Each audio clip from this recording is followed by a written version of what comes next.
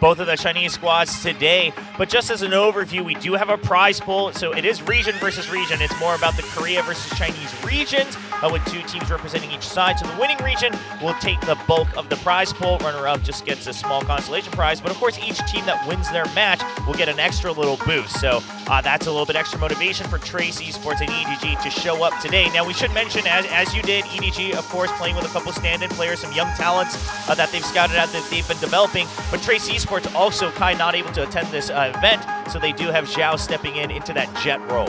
Yeah, he looked solid. I mean, there wasn't too much that I felt like he was doing wrong or anything like that. It was a very competitive match versus a very, very good Gen G team.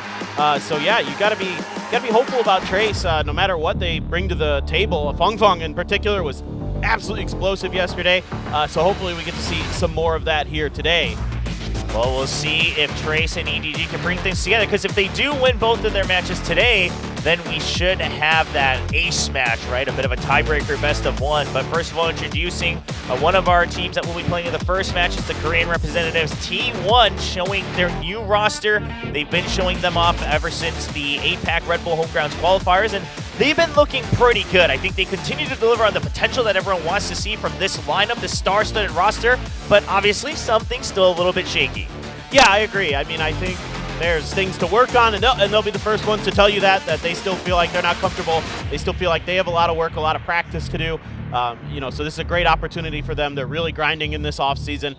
There's a lot of hope for this team, and there's a lot of desire in that squad as well. Yeah, and of course on this side it is Trace Esports, the kind of underdog protagonists of Champions just this past year, obviously happening in the fall, and they came through as complete underdogs. A lot of people not even really giving them recognition coming out from VCT China, but they came out swinging, beat some world beaters, and they went on to the playoffs.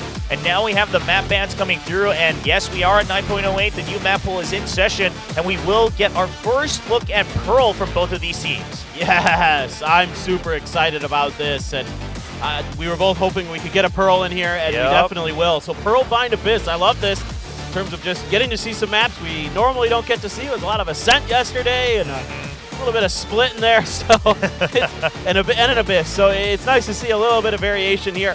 The team's going to try out some new stuff, and I'm just curious what people are going to be running on Pearl these days, Chobra. I mean, you and I were talking a lot about that before this show started. Yeah, I mean, we've been seeing a lot of Astra coming out in the other regions that have had some of these offseason tournaments, even some of them going on right now, of course, in the Americas. So, Astra, of course, with the buffs, the 5-stars coming back, that's no surprise. But will the Viper continue to be dominant despite all the changes she's gone through? Only one snake bite now, things like that. And then, is this one of those maps where maybe Harbor can try to peek back in? Taking a look at it. Oh, wow, okay. So we are running double duelists on both sides. The Neon, of course, with how strong she is right now, that's not a surprise. But T1 going with the Yoru for the flashes and the distraction. Trace is just going full-on attack with the Phoenix. Yeah, man. Trace is almost running the old-school Paper Rex on this map, dude. I love to see it. This is going to be really exciting. Stacks on the Sova there as well, so a bit of a change up from what we're used to seeing. I mean, he used to play some Harbor on this map. You and I were kind of theorizing maybe the Breach could come in here potentially to kind of back up some of those pushes with the Duelists if that was going to be the comp that they were running. But yeah, the Yoru here for Izu. I mean, that's the great thing as well for T1. Like, they have so many players who can play so many different roles, so many different agents. They have a lot of flexibility with their comps. And I'm really excited to finally get to cast Pearl for the first time in I don't even know how long. So long. Yeah, over a year for sure. That has been a little while, but we should note that if you, for whatever reason, you weren't watching VCT Pacific throughout this past year, Izu, one of the shining moments he had was when he was playing that Yoru. He looked so much more comfortable going back to that duelist role, being that flash support who can be, who can go in deep into the paint, and if he dies, he's still creating space, and he's able to buy time for his teammates. We'll see how that works out. Now, both these teams also somewhat relying on that Neon to be that extra layer of smokes, right? When you put up that fast lane, you're able to kind of mask your movements just a bit more, have one more opportunity. So tying that together with the Astra as well, as we see T1 starting on the attacking side. Yeah, really also excited to see Buzz's Neon again. He looked really, really strong on that. Really curious about Feng Feng's Phoenix. I mean, that to me is going to be super intriguing with how on point he was the other day. I mean, is he going to be able to replicate some success? Where he got a dink through the wall there onto Meteor. And Zhao was hiding around the corner. They're still going to find him. Buzz got the opener. Oh my God, they're both. Yeah, that's a bit of a miss. Zhao kind of trying to choose whether he wants to save his teammate or whether he wants to go for extra shots. Tries to put down the relay boat for support, but it's too late. Teammate already down. Buzz slides past it, and Zhao just caught in no man's land. Art taking over. A main now re-cleared as well. So T1 completely set up for this post plant. Meteor still lurking in Art, and Lil King, he wants to clear, but there's just too much to clear with the box. Finds him right away. Meteor with the timing, just peeking back and forth, works out perfectly. Drone gets the tag, and that should be a flawless for T1. Wow, great start there. Looked like there might be some trickery afoot for Trace Esports, hiding a player behind the box in Art, but didn't really matter. That's just good protocols there for T1. Buzz's job is to take down whoever's hanging out over by the link there, and Meteor's right on point as usual, just following right behind, clearing out the back of that box like he needs to. Really nice stuff there from T1 to start this one, and yeah, I mean, this is, you know, really, you would think like has the potential to be a high tempo match here for both sides, but for T1, you know, especially, you can really dial up the tempo with that Yoru, with that Neon. See how they want to pilot it. Yeah, in some ways, you could even support better up to tempo with the Yoru just because you can throw your flashes from afar, right? The Phoenix kind of has to be right up close with the Neon, so you always have to take things step by step, you would imagine. It's just going to be a deep recon into B main, and we'll see if Burl continues here in 2024. We're going to see some variation right now with the better weaponry as well. Should note that Buzz decides to go for the Judge, so he might be looking to go all the way deep into B halls to try to clear that out nice and early with a slide in, but they don't like what they're seeing. They already see a couple extra members, you know, more than one. That's enough to tell you, okay, they're on an eco. This looks like it might be a stack. We don't want to give away the better weapons by chance. T1 will take their time. Yeah, smart here, especially going down this B site. There's a lot of places you can hide around that corner, so this is a great call here from Stacks. Try to change directions, see if you can get some value out of that Judge that Buzz has bought, and just leave the Marshall behind with Izu. Of course, he's got the TP as well that's already back over in the spawn, so he can... Meteor? Meteor. Yeah, he's so deep. I mean, there's no way you expect him to already be past sewers. Like, you think, okay, maybe he's in mid, but he already peeks out because he doesn't hear any noise before that, so he wants to get ahead of it. It's a good choice, and he peeks out again. A nice wide swing right as he gets up. Good movement from the Sentinel of T1. He's looking sharp today. Had that one whiffy moment yesterday, but ooh, Hebe actually going to take Izu down as he was waiting still over in the cubby at B. That's a big pickup. Another one here for Zhao and Feng as well. Funkbone getting involved. Yeah, he tries to heal up, didn't have much health, so we're going to see a good timing from Stacks to catch him off guard, but it's still a 2v2 and a Marshall picked up by Hebe. We'll see if that can do any damage. There is armor on the side of T1, so it's not going to be easy. If you can maybe even take away that extra Guardian, that would be a huge boon for Trace Esports. They're trying to bait him out, but T1, they decide they know it's a pig, but Zhao peeks against the pig, and it's just Sylvan left all alone with the Guardian. Yeah, I mean, a good call to rotate there, and some good picks found by Meteor, but then T1 decides to spread the map a bit. They get picked apart because of it. Not exactly sure what happened with Izu over on the other side of the map, if he got snuck up on or what happened there, but T1 not the best anti-eco you're ever gonna see. Looked like it was gonna be just fine. Oh, that's clean as heck, Funk Funk. Yeah, nice and calm. That angle as well. Sylvan, I mean, kind of saving that round, we should really put it that way, because otherwise he might have lost his weapon as well, and the round itself. Now it's just going to be a speedy round on the bonus. Bucky in hand for Buzz. Of course, had that Judge in the previous round, and Fung's ready. It's a three-man stack on A, and they just peek out with the flash. The curveball comes out, and Zhao's not stopping. He wants to create extra space, but the Bucky right in his face. That's a stone wall you can't push through. Fung will still fight through it. He knows he don't really have an option. So much invested already. He gets two, but that's exactly where the buck stops. That was a great flash from Izu as well on that push attempt by Trace Esports. Caught two of them, made Zhao extremely blind to the point where he had no idea what he was getting into. Lil King, though, okay. Buzz is weak. He's just a scratch away, but he slides right under the gunfire. What a move from the Neon, and T1 will secure the bonus for themselves. That's what you want to see out of Buzz. I mean, just tremendous stuff there. The movement's so good. Obviously, it's a Neon. Obviously, that's part of the deal when you're going to bring Neon out, but the players still have to execute on it, and he was very low health there, so baited the shots. Meteor there stood up to the task, and then Buzz is able to swing out get that combined fire, take down their opponent in the back. Really, really nice stuff there overall. The coordination looking good on the pistol and on the bonus round here for T1. Yeah, it's looking very, very solid. I mean, Fung, I think, made the right choice once you already committed, especially as a Phoenix, just to stick through the fight with a second curveball. You know, think you can take them out with a better weaponry at range. But alas, it's just too many members peeking on both sides of that box over on A main. Now, Trace Esports, they push forward once again on A, and that was their choice here on the Sheriffs with the eco round, but they're not going to get the value they wanted. So with that early information, Trace trying to go for an early rotate, trying to stack B ahead of time, but it looks like T1's already going to make their way through. Buzz is going to go all the way deep into halls. This is that slide just a bit. Still finds the kill with the judge. Unbelievable stuff. I mean, T1 is so explosive with these two duelists. Okay? I mean, I thought there was a chance that he catches him right off guard, but Buzz goes in very deep. Meteor not getting that long-range kill on the lurk. I mean, this is what Meteor is known for. So Trace Esports definitely, coming prepared against the squad that they're up against.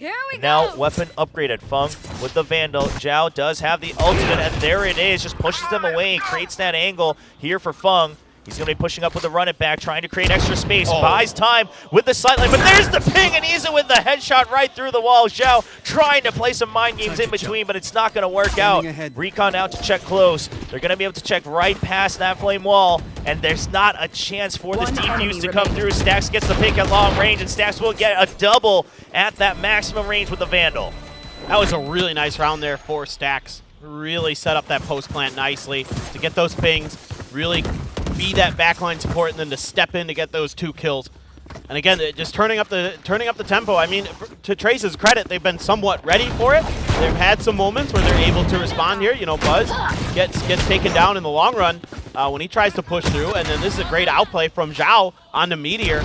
So they're anticipating these lurks. They're anticipating these flanks. It's just on the point of attack. The coordination for T1 so far has looked superior. Yeah, it just seems like T1 comes in with a more structured plan right away. Trace is adapting as best as they can, but there's only so much you can do. Obviously, you can win those 1v1 duels if you see Izu clearing all this space in mid. I love that. Going through a dimensional drift and then the gate crash clears out both, the side on me and over on Art, and Buzz already through on the back line as well with the judge. He is just running rampant now with the ultimate. Clears out the site entirely. The Euro for the distraction and the Neon dashing around. He just swiped the floor clean. I love this. I love this from T1. These players are really just happy to W-key their way through here. The ult's still good for Buzz. He has 3. Yeah, I mean, the dash and the run, the sprint, it's just too much speed. These wide swings are going to be insane. That one, okay, missed out on the angle. Checking the wrong side, and Lulkin will find one, but right now he has to run for his life. Meteor on the hunt all the way around. Lulkin doesn't really have much of an option. I mean, whether you sit and wait, whether you try to run away further, damned if you do, damned if you don't, and Meteor will find that kill. T1 looking clean today for the first match at a 5-0 lead. Yeah, and I mean, I think another good thing here is, obviously for T1, the executes look good. The lurks have been shut down by Trace Esports, and they're going to take a time out to think about it, but they're still being active on the map. I mean, if you take a look at the mini-map, they're all kind of all over the place. Meteor is constantly lurking. It looks a bit like, Lotus with him, where he's just all over the place all the time. Just kind of, you never know exactly where he's going to show up. So, credit where credit's due. Yeah, Trace has had a few okay moments, but right now, this explosive attack from T1 has left them befuddled, and they are going to take some time to think about that. Yeah, I mean, Trace will have to kind of recoup here just because there's so many layers to consider. I love the way you put it, that they're kind of all over the map and yet structured, and that's thanks to things like the Neon and the Yoru as well, where you're just constantly throwing util and putting on pressure. And so Trace has to kind of be prepared for that speed, but at the same time, it's like, well, they could always rotate back out with a gate crash. You don't know if Meteor's always going to be lurking in deep. And this is a great combination from the Pacific side, where T1 has taken these players from, T1 itself, from TRX and Gen.G, and now they're combining all those styles together in this composition. And Trace, they got to find a solution to this very complicated puzzle. Well, it goes back to what we were talking about yesterday, Chobra, that especially with a player like Meteor in the equation, that you can rely on to be that solo lurker, that solo player. On a map like Pearl, he fits right in. He's very comfortable to just kind of roam around, do his own thing. But we even saw it in the pistol round where he was backing up the initial hit from Buzz. So there's a lot of variation that they can throw into the mix at you, and it's really going to be really tough throughout the course of the next year to really keep track of the way that T1 is maneuvering, where they're putting their chess pieces on the board, and what, let's say you spot out one player, what does that really mean? Is it actually a lurk? Is it not? And especially with a comp like this, going back to what you were talking about again, with that Yoru being able to be all over the map all the time, it makes it that much harder. And we'll see what the choices are. Obviously, this round, it's going to be a weaker buy. Just a Guardian on Funk. Izu finds the clean shot with the Outlaw, but they are holding close. It's going to be a double angle and a peek from all angles at the same time with the curveball. Zhao gets 2, but that's all they get. The weapons can't really sustain a longer fight here for Trace Esports, so a nice try, but that's all it'll be, as Team 1 will clean it up nice and quick for a 6-0 lead. I agree, but you get a little bit of extra there with the spike plant for Izu. So this is just all T1 all the time.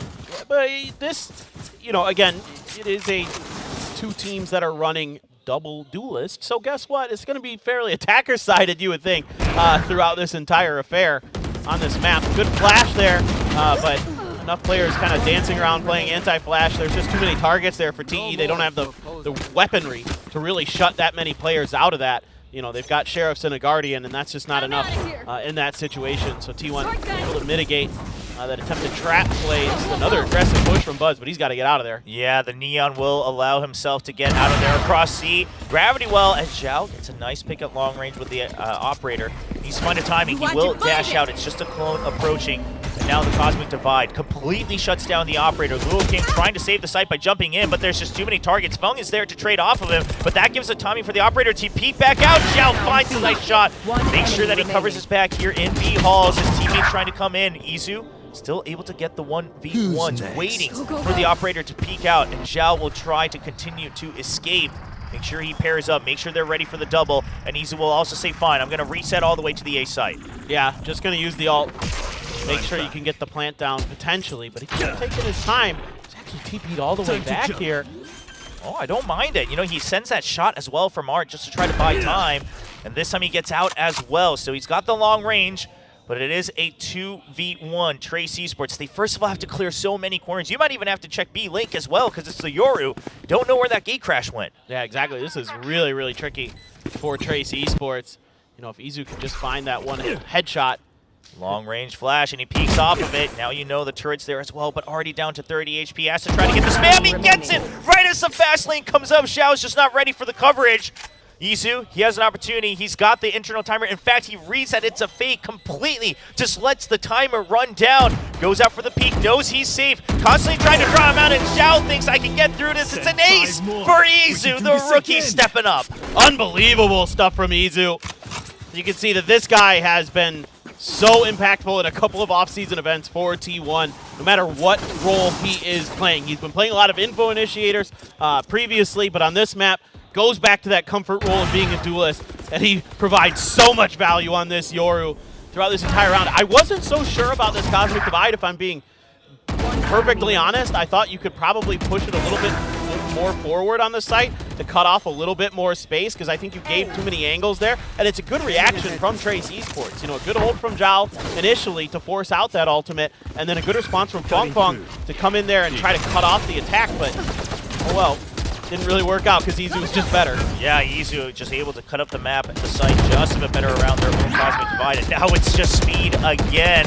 Full-on speed as Buzz clears a close corner. Sylvan and Stacks watching from long range as backup, and they'll pick up the easy kills as everyone from Trace is trying to reposition out of the site. And the more I look at this and we look at T1 dominating, I'm wondering if I honestly think the setup from that previous round where you're heavier towards the B site because your composition may not have as an easy time re-clearing that, you know, stick with that and then go for the close quarter combat on A for the retake if you need to with the Phoenix. That might just be the answer to Trace. I think that's a really good point. I mean, right now, you know, you might be able to get those opening picks with the Operator, but beyond that, it seems like there's enough depth with the util that this T1 comp brings that you're really not going to be comfortable in the backside of B. So you have to find different responses, play for retakes, see if you can get those kind of things going.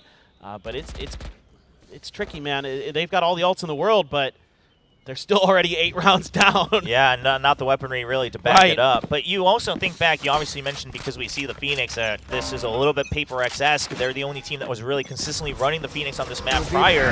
And something that they did was always pushing out in mid, right? Always taking B Link and wrapping around if the teams went for B main and just pressuring that fight. So I wonder if that's another option you have to consider. Now it's the Hunter's Fury just to create space, and that's a double kill for Zhao. Can they get the upgraded weapons? T1 doesn't really want to make it easy, but it's also a bit of an awkward angle for them to cover. There's a nice curveball, and Zhao with a counter ace 2 rounds after with the Neon. Oh, amazing call. These eco rounds have looked really good for TE. They've pushed T1 to the limit on them. You know, these trap plays that they're setting up, this is something that Paper Rex was really, really good at with the Phoenix, is when you can get your opponent in towards A in these situations. A good smoke here as well to really set up this play. You can be aggressive at these angles. You've got so many phenomenal angles for the curveball to just throw it around a corner push, throw it around a corner push, and with a Neon there as well to push off the back of those to get the tempo going, especially with the ult in hand. Phenomenal stuff there from TE. Yeah, you'd love to see it. Just a bit more life from Trace Esports on their opponent's pick. The operator now ready, but so is Meteor. Op versus Op. Meteor's been in this position so many times. Can Xiao step up to it? And Xiao will find him, hiding away from that angle initially, and then peek back out. Good timing read from Xiao. Now that that's the Killjoy, and it was only the Killjoy, you know it's going to be an A hit. Trace Esports as ready as they can ever be, but Buzz is always just so quick to get into the backside. He's now buying so much more time down in bunker, hiding away, allows for Stacks to get a nice free kill as the opponents are fishing for the Neon. That was a great reaction by Stacks. Spike planted. Buzz, again, doing such a phenomenal job on this Neon, breaking space open. It seems like whichever team takes the attack is the one that's going to win. It just whoever gets that util out first. Yeah. It just seems like you can't fight off the back foot with these comps. I mean, as it goes with the Neons as well, right? Just the tempo. You have so much initiative, and Fung peeks out. A little bit too much space given by Buzz. Allows him to peek out and turn around for the kill. Now the defuse already going through. There's Untestry, but half already done. Can he get a kill? He gets one. The Phoenix is down. Oh, Xiao steps right into it just a bit too late, but Luke, he knows it's the half. He can stick it before he gets spammed. And while he goes down, the round is taken by Trace Esports. Ah, that's good for Trace at T1 there. What a phenomenal ult from Stacks. A great angle for it. Catching too. The play design was nice. Just weren't quite expecting that it was going to be set to half, so Sylvan probably kicking himself a little bit that he wasn't more aggressive towards that smoke at the end. They could have probably at least delayed it a little bit longer, waiting for Stacks to get in there if he just runs in there. Even if it's just knife out, you know what I mean? Like, just give yourself a little 2v1. Yeah, sacrifice yourself for the time, kind of play for the round win. You had enough econ anyway. But alas, it's 2 rounds given over to Trace Esports. Now they do have to reinvest, so if they lose out this round, the last round of the half is not looking great for TE. And this time they just choose to empty B site entirely. You have the lockdown, so that's going to be the game plan for the retake. Now you're holding close on Arc and A main for TE. They just want to shut down any sort of speed play on the A site. And over on B, as long as you hold Heaven, you're looking for the retake with the ultimate. You're one away from another Cosmic Divide here for Sylvan. You're going to use Izu's ult, do a little bit of scouting, make sure that this is going to be somewhat clear. The flash does come through. Fung Fung just trying to play for his life. Izu just tracking him down. He's going to pull out. Both players now backing off of the site. Yeah, but that dimensional drift allows T1 to actually save their lockdown initially. I mean, TE was trying to give that space, but now they're trying to push them out before the spike gets planted. It's just too late, and T1 now has the advantage with the lockdown battle. Zares will set down a bit later. We'll see if T wants to push all the way to try to clear this. It's going to be risky, so Fung Fung will just have to give that respect. He's clearing close. He gets detained, but he knows, okay, you guys can jump into the site and we can start the retake. Yeah, and that's going to be a good recon dart there to set this up, to force TE to wait even longer. So T1 really trying to buy as much time as possible. Yeah, you got the lurk coming in over from Sylvan as well, so we'll keep our eye on that on the mini-map. But TE, they're starting to push up very close. A nice double stack from TE, but a good answer from Buzz from Long. Trace Esports still takes all the space on B main. Now the lurk, Sylvan. But do they know it's 2 of them? Not half done either, so no time, in fact. And that's going to be T1 taking the round. Yeah, these post-plant setups have been generally pretty nice for T1, even with TE trying to play for a bit more retake there. It looked like it might work, but the counter lurk from T1, so good. Sylvan, Johnny on the spot. This time he's not going to drop the ball. This time he's going to make sure he's there to make sure that the spike diffuser gets taken care of. Really good stuff as we go into the final round of the half. There is going to be a bit of a forced buyout of that operator. It looks like Fung Fung just going to have the Sheriff, a stinger for Heibei. It's kind of gambling that they can find some of these close quarters kills. They're going to stack those players over towards A. They can trap T1, but T1 has decided to make yet another B push. And, oh my God, Buzz, you're amazing. Oh man, he still gets it. He got caught, but again, the speed, it's just too much. And it had to be Heibei too, right? Just the one with the stinger couldn't really get the clean shot against the Neon, and he's already drawn so much attention that B main was absolutely free. B site, the spike will get planted. Now we'll see, Trace Esports, do they go for a flank around? Do they go for that Hail Mary play? Because if not, the long-range battle on this retake on B is just too difficult. Drone already taken out, and now the retake ready to begin, but how much more time can T1 stall? You got flashes, you got drones, you got nano swarms. It's too much. Yeah, you still have shock darts as well for Stacks and Ovapulse to try to keep Izu at bay, but Stacks can just really do some damage on the way in. Yep. Get some vision on the Fung Fung. Yeah, counter recon comes in as well, so that allows T1 to all be prepared for these entries. Now a 2v2, but the timer on the side of T1. Stacks going to peek out on a timing against the curveball before it can be thrown, and the shorty comes in. He gets the kill. Is there enough time, though? It doesn't look like it. Couldn't quite hear the beeps, and right near the end, it's going to go off with 0.32 seconds left. Oh, crazy stuff. I mean, these delays that T1 can also pull off. So this compo is really interesting because on this attacker side, they've got a couple different ways that they can throw things at you. They can turn the pace up, just come at you with the Neon and the Yoru. But the post plants are also really, really good because you've got a lot of delay. You've got the nanos, you got the shocks, you got the Astra util, and you've also got great ability for lurks, whether it be just Meteor and Sylvan just kind of doing their thing. Obviously, it's an Astra as well, so you're going to be able to use your util from wherever the heck you are. And also, with Izu, with the Yoru, you can change positions. You can keep your opponents off balance. And a couple of those rounds came down to very narrow margins, and mostly T1 was coming out ahead. Yeah, and in that last round, too, one of the reasons they had so much delay possible was because the Euro didn't actually have to use much going in, right? Because Buzz drew so much attention at mid, so they're able to just slow clear each angle over on B, and that allows Euro to still have an extra flash and a couple other options available. Just a quick look at the shadows of the Korean casters in the arena there. They are in the main stage. We're here in the sub-arena, which, by the way, is also pretty cool setup. So this whole Gwangju Esports Stadium, a nice setup here on the southern part of Korea and in a university campus as well. Yeah, just awesome. Really, really gorgeous facility. Well, attacker side now for TE, and you would expect that they should be able to kind of do similar things. Zhao had a great defender side there, hitting some really big op shots, some good kills with the Neon, but going to need Fung Fung and others to step up a little bit here if they're going to get this over the line, because no matter what the situation is, 10-2 is difficult. No matter what the comps are, it could be 4 duelists versus 4 duelists, and you're still down 2-10 going into your attacker side, and it's a little shaky. Yeah, I mean, anything past the 9-3 mark is really like, okay, pistol matters, and that's basically do or die time no matter what. 9-3, you could argue, okay, well, still you got the buy round, something like that. But we'll see if they can get past this first hurdle.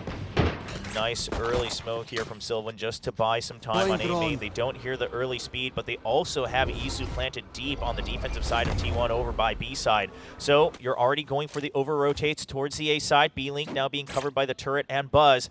Lots of good map coverage from T1, but not enough information, so you see them getting a little passive. The recon comes in to clear arc, and it's just a slow creep in for Trace Esports. They'll create space, but no frags just yet. Looking at the wall bangs here for Stacks, he gets pushed out, but Izu in the smoke, good for 2, and now they push back out. Izu's gonna get taken out, but that's enough time for Sylvan to peek out and get a double kill himself. That was crazy good stuff from Izu. Meteor has a chance to finish the round, but actually Luo King gonna get the best of him. Finally, Sylvan able to finish the job. The defuse gonna come through, but really Izu doing so much in this round as that Yoru. He can take so much space on the B side, got all the way to Cubby, had 0 contact, 0 util on his side. So before the execute even came through for TE, he's TPing over to the other side. He's back over into Secret, and he's the one that steps up and gets those 2 big kills. Flashes came out of it just maybe a hair early, but that's okay because the flash still lands, and he's able to have the ability to get those assists with Sylvan. Nice step up from him. Good 3K for the Astra. And a really successful pistol round for T1, and now TE has to start throwing everything in the kitchen sink at this. It's going to be Stingers and a Spectre. Yep. I mean, every round, right? Basically, you got to pick up whatever you dropped, and T1 surely will be ready for this. You see them keeping a little bit of range between themselves and the entrance of A. And look at Izu again on the minimap with the Outlaws. Well, he's cleared out the long range of B main. They know for a fact that this has to be a setup towards A. The turret still hasn't gone off, and B-Link either. So all eyes on the A site. The question is, can Trace Esports have the explosive entry they need to battle all the way to the back of the site? Yeah, it definitely needs to be really well timed, and you got to find a way to get around that Astra util as well. See a lot of stars out on the front. Here they come in. The gravity well trying to keep them at bay. Zhao getting right up close, gets 1 kill, but immediately gets taken down. Buzz with the judge, holding on site. Support from behind along the side of Meteor and Stacks. And now it's going to be a 1v3 on the site. Lil King just cannot find an entry past the Nano Swarm. All weapons dropped on this force buy. And Lil King, I don't even know if you have an option to get out of here alive. It's nearly impossible. Even gets spotted by the dart. Meteor's going to be good for a 3K with the Sheriff.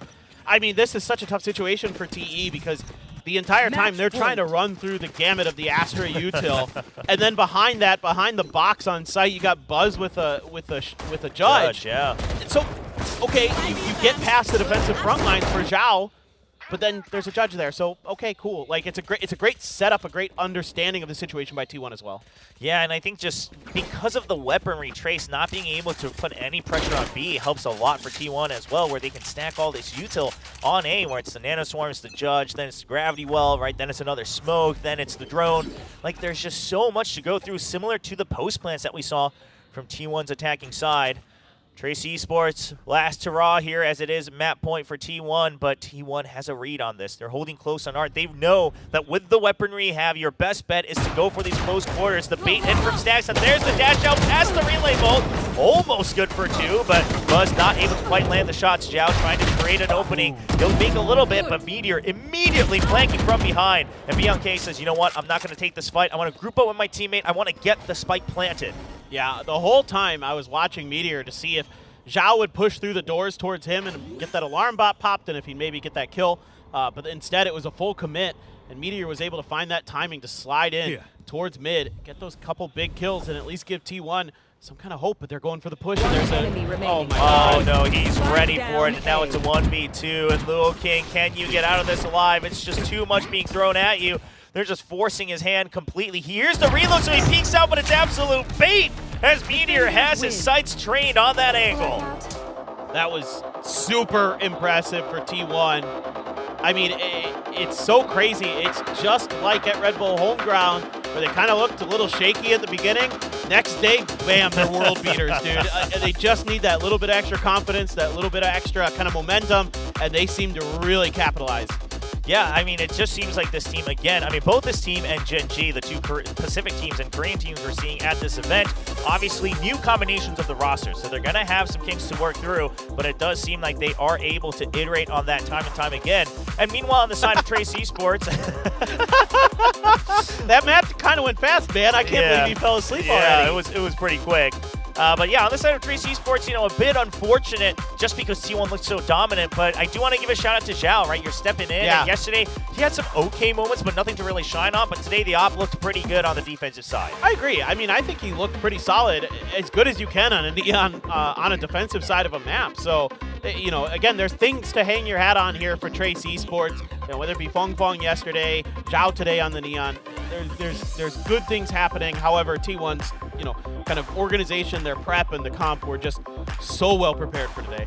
Yeah, and the Phoenix not really seeing the light of day in this composition. We didn't really see the purpose of it quite so much as we have in the past from other teams. So we'll see if, you know, this is something, keep an eye on Trace, right, during their off-season tournaments, if they continue to stick with that or not, and see how that composition evolves. But so far, T1, you know, the Yoru plus the Neon and all the utility kind of being traded back and forth. Izu topping the board for the first time this weekend for T1. It's a good look. Yeah, I mean, I think in general, this might be something to kind of go back to the drawing board for Trace with and say that on this map, yeah, Phoenix used to be really good, but that was when Neon wasn't in the meta. Sure. I think it's just too easy to get past a lot of what Phoenix wants to do with a Neon, and therefore it doesn't have quite that same value that you used to be able to find, where Pearl was a lot slower. It was easier to get those picks. Yeah, we'll see. Again, a lot of teams trying to retool that, but for now, this is a best of 3, so we're going to take a quick break, and when we come back, it is on to map 2 of Bind between these two teams, T1 versus Trace Esports.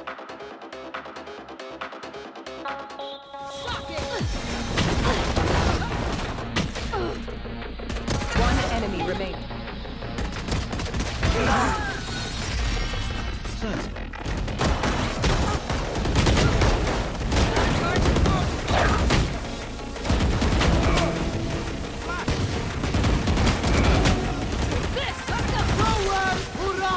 There we go!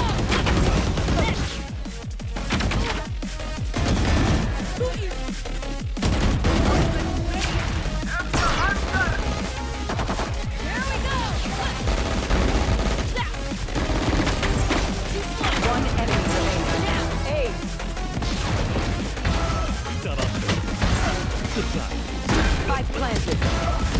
One enemy remaining.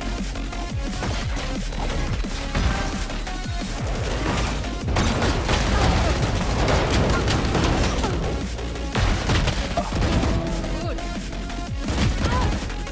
One enemy remaining.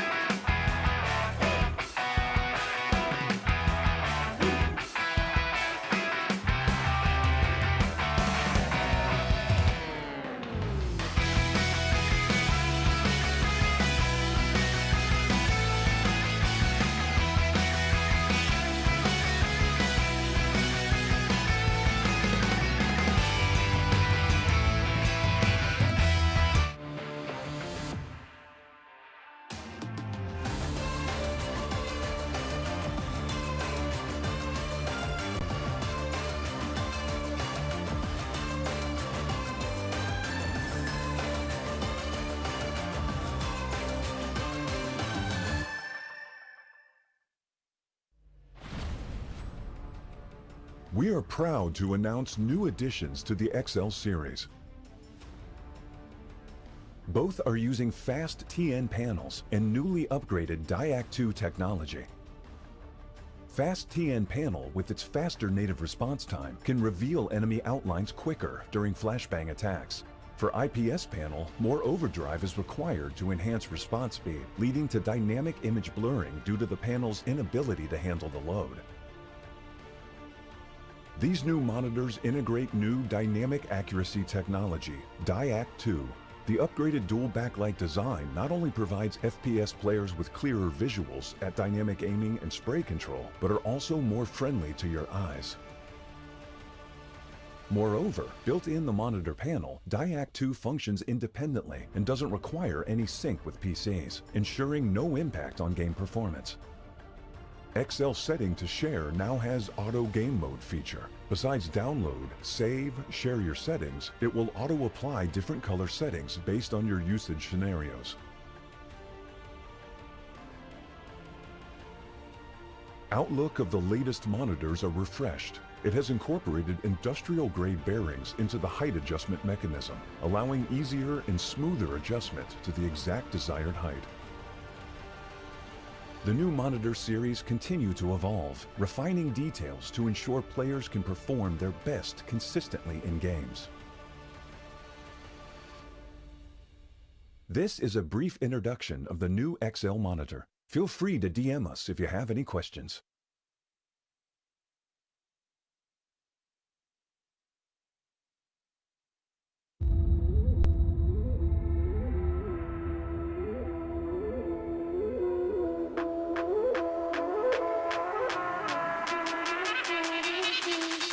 Okay.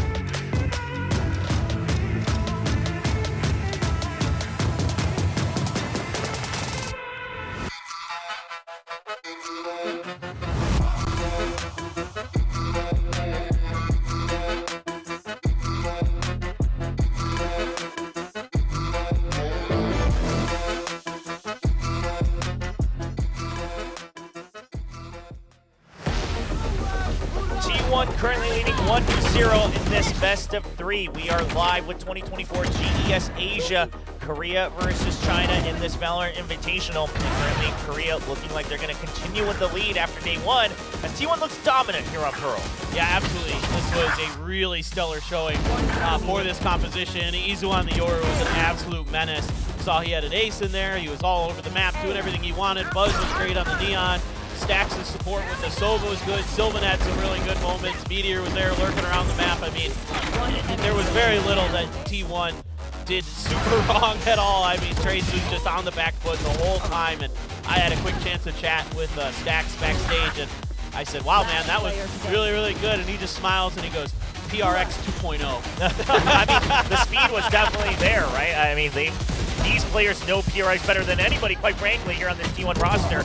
So taking a page out of that book and just really ramping it up to 11. And I think that was the big part, is that T1 didn't really do anything wrong. They didn't necessarily do anything too crazy either. Yes, there were variations. Yes, it was very good. But at the end of the day, GES Esports was always scrambling by the time the attack started. And we all know how that goes. When W Gaming comes crashing through the gates, you got to be ready for it ahead of time. Yeah, exactly. It just felt like TE was never really mentally prepared for the speed and the tenacity that was going to be coming at them from this comp. But now shifting over to Vine, we've actually had a chance to see this from T1. You know, obviously GES Esports, a lot of hullabaloo about the deadlock on this map for them. Yes. But in T1, there should be a lot of hubbabaloo, which is like, you know, talk, if you will. Yes, yeah. For those who don't know the slang, with the Vies. And Meteor in particular was absolutely stellar on the Vies at the Red Bull Homegrounds event on this map. He had like a 442 ACS or something like that against Zeta Division.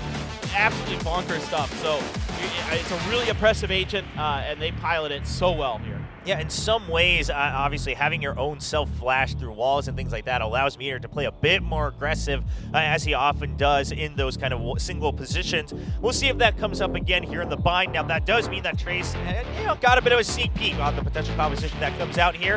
Now, we are 9.08, so things have changed, especially that Gecko. The changes are pretty tangible, right? The timing on the Dizzy, it's a lot shorter once it gets activated and things like that. So T1 will continue with the same composition from the APAC qualifiers for Red Bull, but GES Esports, okay, some big changes, going with the double controller instead of going with something like the Deadlock. So now you have Chamber for Zhao, and then you have Brimstone and Viper as well. Interesting. Yeah, this is way different. I mean, obviously before it was the Cypher Deadlock, kind of the core of what Trace was trying to accomplish on this map. So we're going to see a very, very different look here. Close to stock standard on this map. I mean, you swap out the chamber for a Cypher, and you're basically running the meta comp on Vine. So at least the old meta comp. Maybe we should be saying that now. yeah, I guess so, yeah.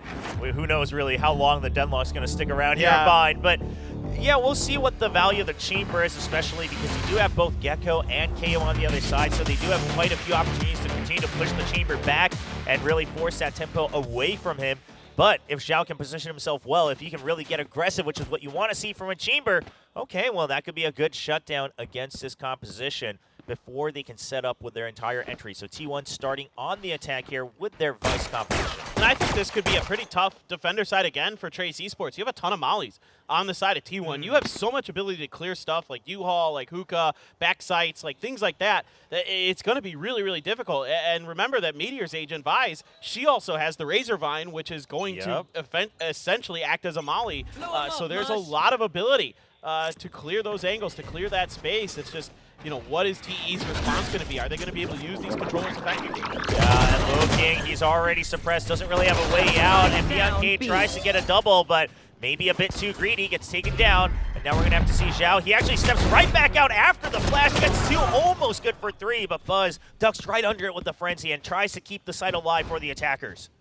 Sylvan immediately piecing out to try to get this plant down. Feng maybe going to try to disrespect it. Nope, it comes through. One enemy remaining. Huge kill for Sylvan. Yeah, Sylvan staying alive, so you know one's in two, but he's not quite sure where the other one is, and Feng, he's trying to scout them out, wants to get the 1v1s first, but just can't wait forever. He's not able to get the kill, but he gets buzzed through the wall. And now already Sylvan down low as well, 40 HP. Feng, he just needed to land one shot, but he could not get it. Yeah, that was a little bit of discussion being had there, maybe some miscommunication for T1 on how to play that. I thought that looked pretty solid, the way that they were using that tube with Sylvan and then the long rotate from Buzz. I like the way that they're buying time, delaying, keeping their opponent guessing. Good play here from Zhao. I mean, that's a nice double kill. Buzz, as always, so quick to react. Sylvan just got out of there. I mean, a beautiful shot from Feng. Yeah, but it's just too many angles, right? 3 angles that once you drop down away from the tube, so Feng not able to secure that clutch. A nice and early shear coming out, just acting as that info on the flank, and so GES Esports will activate it right away over by A short. So they're constantly putting that early pressure down that, hey, we could still go for this flank nice and early. We've already activated this. you don't know when we're going to push through. And so T1 says, all right, well, we'll gladly take the tempo. But they are charging through all the projectiles being thrown backside. BK, can he stay alive in the tube? He can stay alive, but can he get a frag? If the smoke is Stacks, no, it's going to be Silver Gang taken down. Stacks still trying to stay alive, providing that backup, and eventually T1 will clear the site. Yeah, now just down to Zhao. 4 headhunter bullets and a dream. I mean, you know, just 4 taps of a head and you win the round, right? Like, that's easy money, right? Easy peasy for the chamber players. That's what they say. See if he's going to go for any of these shots. The Dizzy coming out. Yeah, it's definitely noticeably shorter, the time that you can get blinded. And, of course, the globules don't stay alive for much longer either. But Zhao not able to find it. Gets a little bit baited by the spray, and Stacks will pick up another for his name. Yeah, I already... Watching some of the VODs to get prepared for this event, I already noticed a few whoopsies with the Dizzy when I was watching some of the teams trying to get him over walls that they used to be able to get him over. Now they can't, or they misjudge the angle a little bit because the duration isn't as long. So certainly that's coming into effect, but Izu there just, you know, really relying on some of those really tight angles for the Dizzy to clear space, to clear long B, then to clear garden, and to push their way into sight. And he did a great job with that Bulldog as well, picking up 3 kills along the way. So yeah, really good stuff from T1. I mean, other than Hebei just walking into smoke and getting a kill, there wasn't too much to really write home about for Trace Esports. So Flash this time trying to set up for Zhao, but Stacks having none of it. Yeah, he's already passed it, and he peeks back out from the left side. Zhao wasn't really ready for it. He was ready for the right side, but that's a bit too much distance to swing out. So that's the signal again for T1 to up the tempo. They're clearing close, like you said, with that Dizzy. Then using a couple of those extra abilities. The Paint Chill's already used by Buzz as well. He does have the double blast packs, so you can have the speed on the entry, but now a lot of those projectiles are already used, and you have to wait a little bit longer for the Dizzy to come back. Now it's online. Yeah, still a couple Razor Vines, though, for Meteor. Yeah, and immediately in the back, Buzz is actually going to land on it. He's still just going to sit still. Eventually goes down to the Razor Vines from Meteor, but it doesn't matter. Job done. Cleared the site. Spike gets planted, and now a 4v2 against Trace Esports. Funk trying to get ahead of it, but he's all alone, and now it's just all lonesome on Hebei. Can't really do much. He's going to go for the save. Yeah, it's going to be really tough, you know, especially with still one of the flashes available, or was available. Meteor ended up using it, but good luck. I mean, you're just a Molly and a Phantom and 50 credits. Absolutely the right call to save here. So again, these executes starting to look really clean. You know, one of the things that at times yesterday left us a little bit wanting with T1 was to see a little bit better execute kind of setups and preparation. Today it's looking much, much better. You know, again, this map, they played it a couple times already at Red Bull, so they have a pretty good feel for this, and really like the way that they pilot this map. I mean, they have so much ability to clear space with this composition. They have so much utility that they can use to break angles, you know, whether it be with the Mollies or with the Dizzies or with the flashes even from Meteor. Like, there's so many opportunities here to give yourself really good executes, and it helps the Stack just anticipated that play so nicely. You can't trick a guy who's played a lot of Sky himself, you know, in situations like that. Yeah, I mean, he's definitely done quite a bit with that Ancient across all the different maps. And now, once again, another bonus under the name T1. That's how they started the dominant run on Pearl, going all the way to the map victory. It's going to be a nice and early throw on the Razor Vines. Gonna land and try to push Trace Esports back, and they're just shoving them in. I mean, it's very similar to the Deadlock combos, and they're just stuck there getting suppressed by the Thrash. T1 charging in, and on the backside is going to be Buzz. It's a complete wraparound. Trace Esports completely corralled under lamps. They have no exit. Look at all these mollies you mentioned, Paper Thin. There's just no way for them to peek out for a fight. Yeah, I love this. I love this from T1. They're so well coordinated on this map. He's going to make a little bit of push off the back of the Thrash. Oh, Didn't matter. Buzz just gets 2. I mean, the timings, it's just so oppressive on this execute. Trace Esports, Zhao and Luo Kim will still get a single kill to each of their names, but it's still a 2v3. Not the weaponry you want. Yes, you have Headhunter. Yes, you have Sheriffs. Those are one-tap weapons. But will T1 give them the angle? It doesn't look like it. Meteor constantly staying a bit mobile there on lamps, holding that close angle. Izu's going to be in the danger zone, and he gets both of them as they peek out, continuing to get comfortable on this Gecko. Yeah, he had some big assists as well onto Buzz's kills, so that's a really nice round for the Gecko. Impressive stuff from Meteor. I mean, able to play a lot of variety of agents this year and extremely well so far. We've seen just tremendous numbers that he's been putting up. The Thrashes were gorgeous, able to shut down Bung Bung, able to lead the way there onto that push that collapsed through U-Haul. The flank from Buzz was really nice. what else can you say? Now Buzz has a showstopper. There's Check an your operator, posture. though, for Zhao, so let's see if he can continue to have some success like we saw on Pearl with that sniper rifle. Yeah, just a bit more obvious of a position, though, right? So many projectiles that can push him out, so he's going to go a bit further out, hold this very slim angle to try to get the first shot. But T1's ahead of this. They're just pressuring Hookah first and foremost, clearing those close angles, making sure that they pressure the chamber, that he can't get comfortable over on B main. And then, of course, they had a little bit of delay set up on A short as well. The early arc rose for the flash, and then the shear for the wall as well for info on the flank. Yeah, this is really diligent from the side of T1, even using a smoke to make sure they can set up for this execute. Lil King just has to back up. There's nothing he can do. He knows this showstopper's on its way. Has to back the heck out. He's playing Gauges close. What a timing from him. Wow, yeah, he waited all that time for the spray. And meanwhile, Xiao, if he had gotten that kill, you would have been able to hold on to this site. But Trace Esports, for now, they still have to give up some space. They're able to re-clear, but the spike already planted. So while you might be in, how do you bait them out of their positions? How do you get them to peek? It's really up to Pungpung to try to draw attention. It's going to work out as Lil King gets the spam through the wall. Right above it, gets a headshot against Meteor. And now a 3v2. The spam coming in from T1, but the defuse starts to continue. Can they get the half at a time? A wide swing. It's a 1-for-1 trade, which is advantageous for Trace Esports. And Pungpung will be the one to clean it up, get them on the board nice and early. That's a beautiful round there from Luo King, just playing the timing to perfection in a couple different scenarios. You know, knowing that the ult is coming from Buzz, waits in the smoke right at the door here. You can see right there.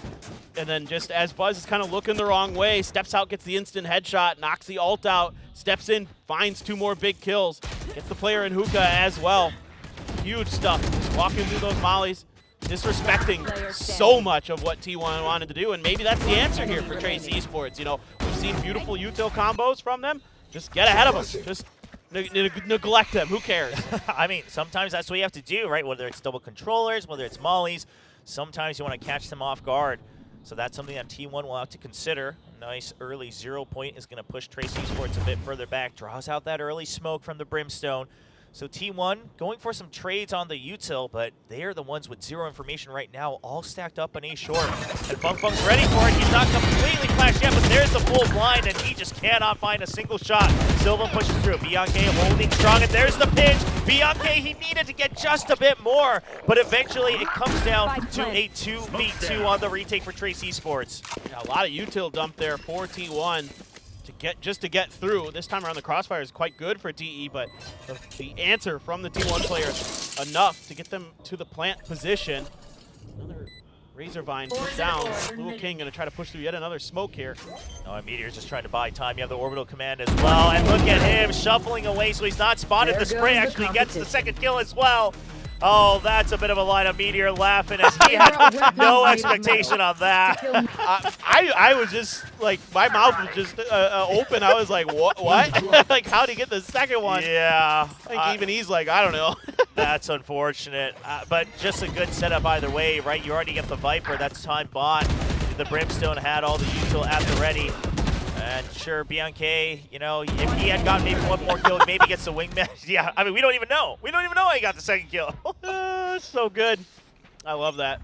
Unable. Just what a wild round there. I mean, both these teams just getting a little, you know, aggressive at each other. For TE there, obviously the Viper's pit was popped early, so they kind of anticipated that it was going to be some kind of A hit. They stacked for it, and it was still an even exchange for T1, so still having a tough time finding the right answers. Okay, you're going to get some information there for Bianca. You at least did get a blast pack out of Buzz, so he's going to be a little bit more challenging for him to dig deep. Figures out. Oh, the trades are there. Izu's got 2.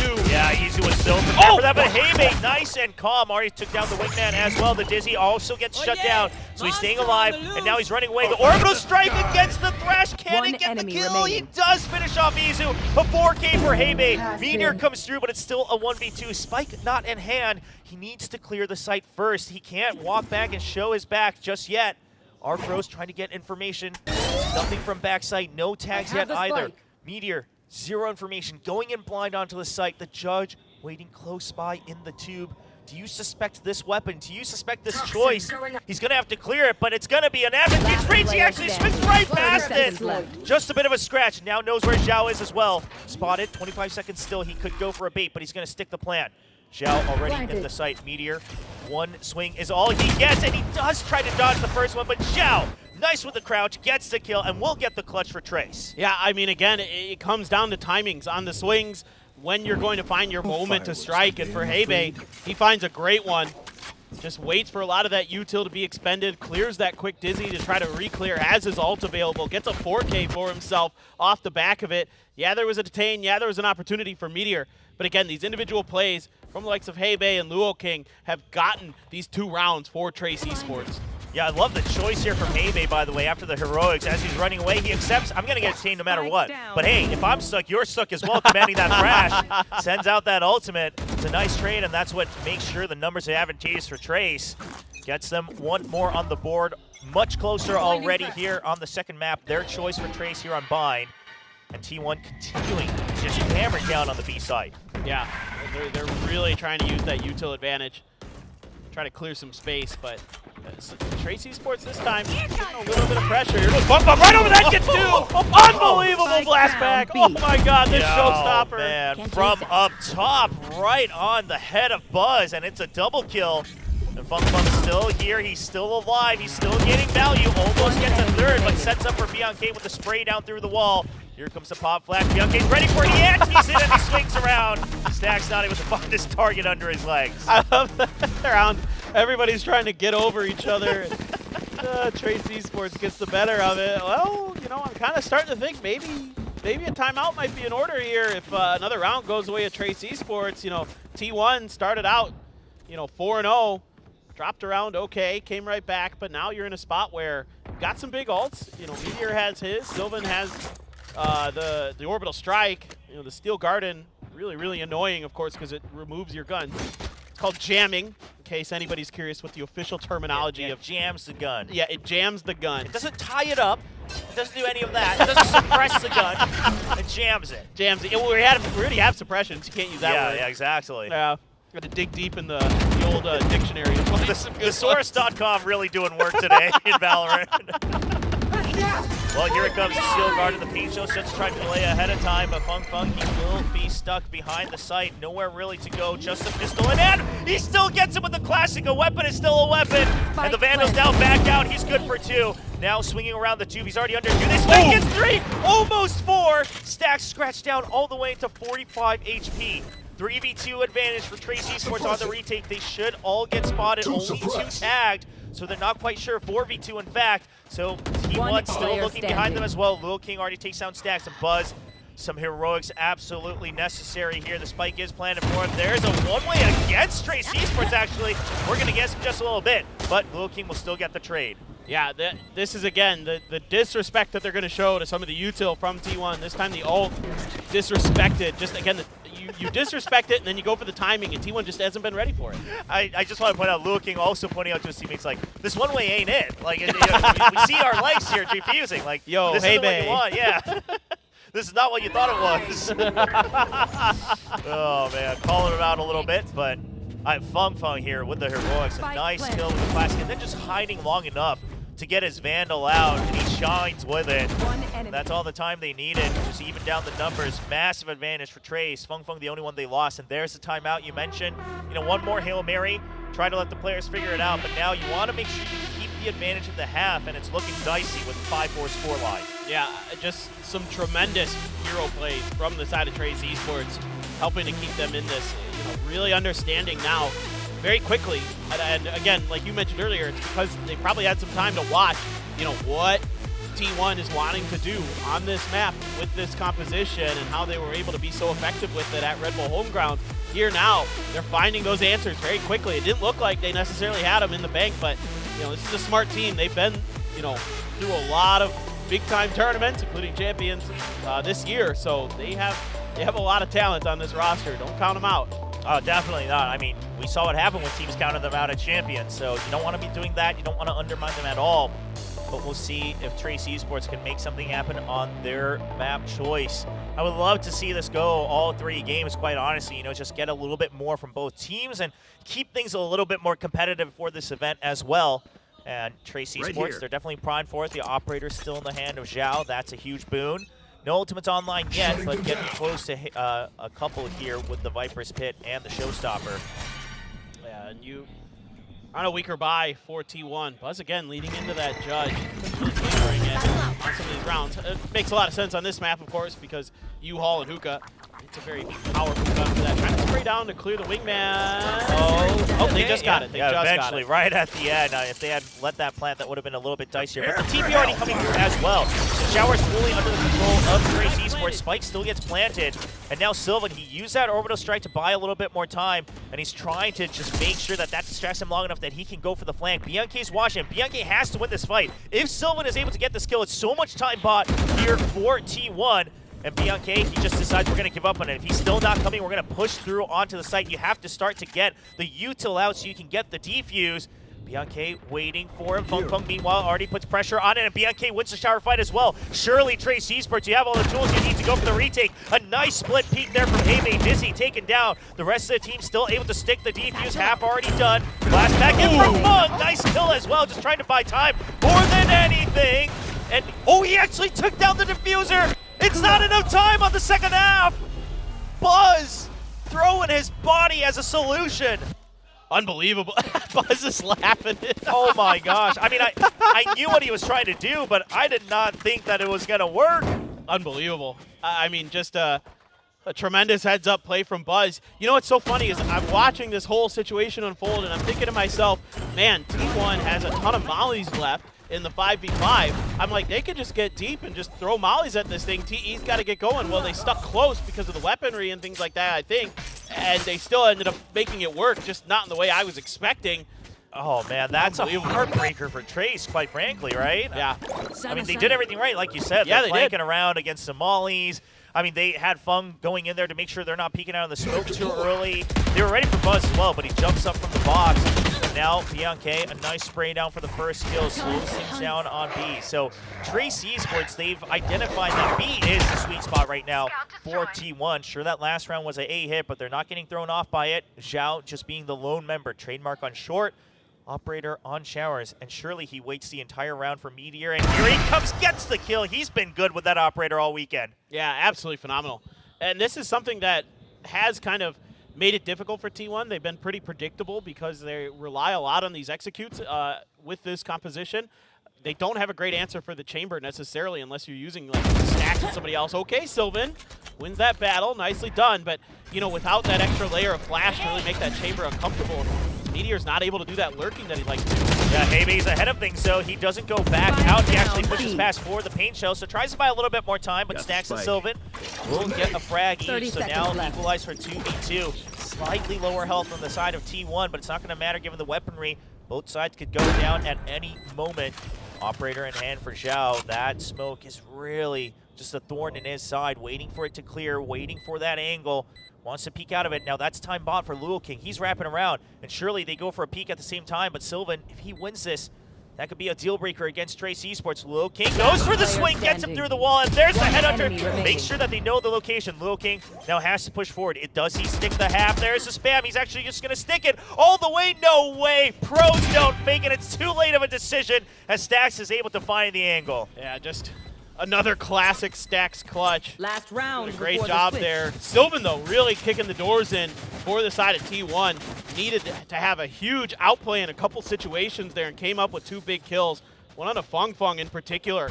Really, really important. After losing Izu early, you know, the good news here is you still have extra flashes in the bag, but that one right there breaks the site open, and then he's able to get the quick follow-up onto Hebe, and that kicks the door in here for the side of T1. Stacks doing a good job with that fragment as well to buy a little bit of time for the plant, get themselves into a position where they can hold the line, and Stacks reading that situation with the chamber potentially coming through that door very nicely, playing up close and personal, making it really difficult for that operator flick to happen. Had to switch over the headhunter, couldn't quite get it.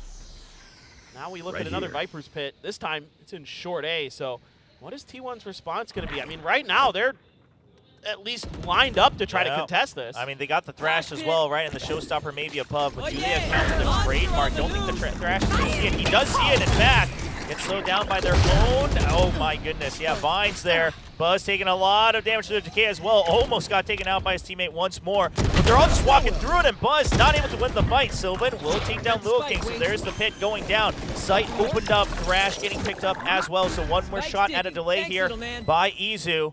We'll see if that's all they need. Meteor holding very close in the smoke, making sure that they don't creep up, that they don't get the chance to set up for a retake with Util. But Bianca gets him right from behind. The mind games around the smoke. It's too much space for Meteor to cover.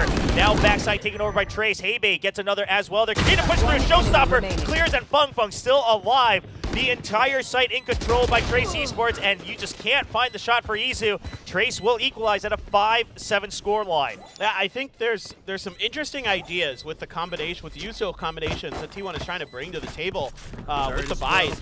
You know, they throw the Razor Vine way out deep into that pit to try to get ahead of the Thrash, but the problem was that Luo King has the ability to just rotate back into U-Haul, so therefore the Thrash ends up getting caught in the Razor Vine. So does Buzz on the entry. So I think you just need to readjust where that Razor Vine is going to land and kind of think about it in terms of, if you're going to clear space, don't commit all the resources onto one spot into the back of that Viper's pit.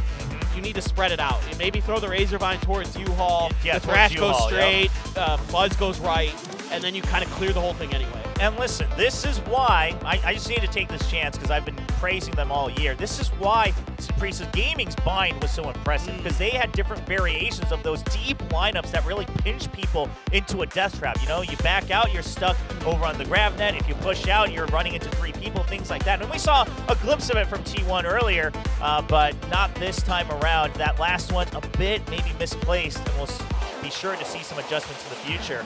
But now we will be swapping sides. And definitely a longer map than map 1, as it was a bit of a stop from T1.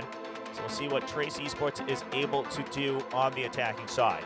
Yeah, and this is the side of the map where T1 had a lot of success, actually. It's the defender side with this comp. I mean, the Vise is even more impressive on the defender side. Solid on the attacker side, but even better on the defender side. You still have all those mollies to make life a living nightmare if they're trying to push through hookah and trying to push through some of those chokes like Garden, things like that. You know, the space control over showers probably is decent. I think you're still maybe going to have a tough time with the chamber potentially in some of those, you know, those battles that maybe Meteor versus Zhao might be having. But, you know, this is, again, a comp that is pretty well suited for both sides of the map, I think. And, again, they were rocking and rolling the last time they played it. Yeah, we'll see if they can find the same success. Yeah, without something like the Euro to really get past these, create space, really have to decide. For Fung Fung, it's a tough decision on when to actually go in, right? If you can bait out that utility nice and early, sure, it makes life easier, but if not, you're going to be stranded on the site for a couple extra seconds. We'll see what Trace does to make Meteor have a tougher choice. Right now, the setup is over on A short for the Vice. Just a lot to shut down any instant entry by the Rays. Meanwhile, a 3-man stack here on B for T1. Yeah, there was the orb grab. Invested a little bit of resources there to get Izu a little bit closer to an early crash. Quick peek, just sees Luo King, so not a lot of information gained off of that. Just seeing a Viper doesn't really give you a ton of idea of what this team's trying to do. The chamber as well, it can be difficult to read what TE is trying to do, because they're only going to show you one of those sentinels, or the pseudo sentinel and the Viper, and that makes it really tricky to kind of understand where this attack might be happening. However, you do have the Vise utility right on A to try to stop up any explosive. Yeah, you see the wall as well. They're just trying to get ahead of it, and Fung Fung will just keep them trapped up, pushed away, just trying to stay alive, but he's all alone right now. Meteor already close, Stack peeks out as well, and now Meteor's already past the Toxic Screen, so the TP comes out, the main force all the way on B, but Buzz is still ready. Nice paint shows, bouncing up the wall, just keeping them trapped in hookah. No way to jump out. Izu gets a nice free double kill. Spike now stranded on the site. Only 25 seconds. So looking flank. They haven't hurt him yet, but he needs to get the kills immediately. Can't quite see the feet of Sylvan. Finds him just a bit too late. And now with only 15 seconds on the clock, surely T1 will lock this down. Yeah, this is not enough time. 10 seconds Zhao left. just literally headhunting right now, looking for any players, see if he can finish them off. What a nice little outplay by Stacks. That's a sick shot from Zhao. It's a nice shot, but look at what T1's doing. They're saying, all right, stay alive. Yep. You know, we're not going to give you the credits. Ooh, do you want to give over the spike plant, though? Oh, no time for it. Good calculation from T1. Absolutely starving Zhao and Trace of any extra credits. I really want to give Stacks some credit. The way he outplayed Fung Fung there at U-Haul, the way that he used that timing, he faked like he was going to go all the way back and then wide swinged out. You know, made it look like he was trying to rotate to a different position. Caught Fung Fung just enough off guard. A great lurk from Luo King, but you know, with just a classic, it's pretty tricky to get a lot done in that situation unless things really roll your way. And with Sylvan a little bit deeper on that angle, oh God, oh God. Well, I mean, they'll check for it, but can they get it is the question. Nope, not at all. Swings right back close to the wall. Buzz avoiding the bulk of that damage. Down to 52, but a double kill to his name. And now Bianca just trying to throw some sort of a distraction past their own toxic screen. The sheer wall. Does he just fake it? Yeah, you can't fake it when you're walking. You got to jump peek it. There. So he will just get stuck all the way into hookah. And they should have a pretty good idea. Meteor, I think, yeah, knows for it. And he just waits for the screen to go down. It should be an easy round. Buzz eventually going down. Not enough health to survive all of that. But Lil King, once again, all on his lonesome. Fairly healthy. And has a judge, but doesn't have the range to fight through this. Yeah, this is very difficult. Yeah, for sure. Stacks with the Guardian has a pretty significant advantage in that fight. Not much that Lil King could really do there. So that judge holding hookah, tale as old as time. And pretty well handled there for T1. And again, it's going to be really difficult to get through that Vise utility on that A site. I mean, that wall, like you mentioned, you know, it's really tough to kind of get it to pop when you want it to as the team that's going against. Yeah. It's really hard to find those timings. I mean, especially that angle on A short where it's diagonal, like you can't really jump peek that safely, right? Because if someone's watching from heaven, so it has to be a team effort no matter what. Either you're jump peeking with someone watching heaven to counter peek, or you all just have to rush past it and go for a pinch with showers as well. So it's a bit of a thorn, absolutely. For Trace Esports. Yeah. That one was intentional. 100%. I love it. Nice. Well, I really hope Achilles is watching this and groaning right now. Yeah, because he's in for a full year of it as well. Exactly. So. Well, this time it's on showers, so a switch up. Maybe trying to bait them in because it's a 4-man stack, and if it is, it's a good setup from T1, right? Kind of let them know, hey, we don't have the same setup. You can actually walk into hookah, and you can try to go for a lurk. Meanwhile, Stacks, wins long range over on B? That's already a disadvantage for Trace. The fake out not going to be as impactful anymore. Buzz holding close, wants to check, gets vision, and that's all he needs. He pushes back out with the Poison Cloud as well as the advantage not working out for Trace Esports, and that's just going to be an absolute massacre bloodbath here on the A site. Look at the way those mollies were lined up. It allowed a lane there for Meteor to push the corner. Bong Bong though, oh my God, he almost got Izu as well, had the dink. Yeah, unfortunate. If there 30 wasn't that seconds wall, or left. if he just peeked out just a bit further, maybe there's an opening. But Bianca all alone. Arc Bro is going to let them know that he is, in fact, an A short. You get the ping. You'll get one go. Oh, my! I think he was actually intending to peek towards Truck, but he still gets the far peek onto triple, and he's going to run for it. Going for B side. Not much time. He just has to stick the plant. And now Buzz running in. No paint shells, but a double blast back. He's just going to jump in. Wants him to stop the plant, and he's going to land it, but there's the judge right at the side of the dome. Great understanding of the time and the situation there by T1 again. Buzz, so smart. Such a cerebral duelist player. I mean, when you think about all the ways that he has been, put through the grinder through the years, played so many different events, so many different tournaments, but the one thing that always is a constant with him is that he understands situations very, very well, whether it be when he's blast packing in or dashing in as a jet. He knows what space to take and when. It's a great util combo there. Look at that extra little space that Meteor has available. Just walk through there, get that kill. But double shot by Bianca, but again, knows the time, knows the situation, has 2 blast packs. Job done. Yeah, I mean, plays to win, right? That's Buzz.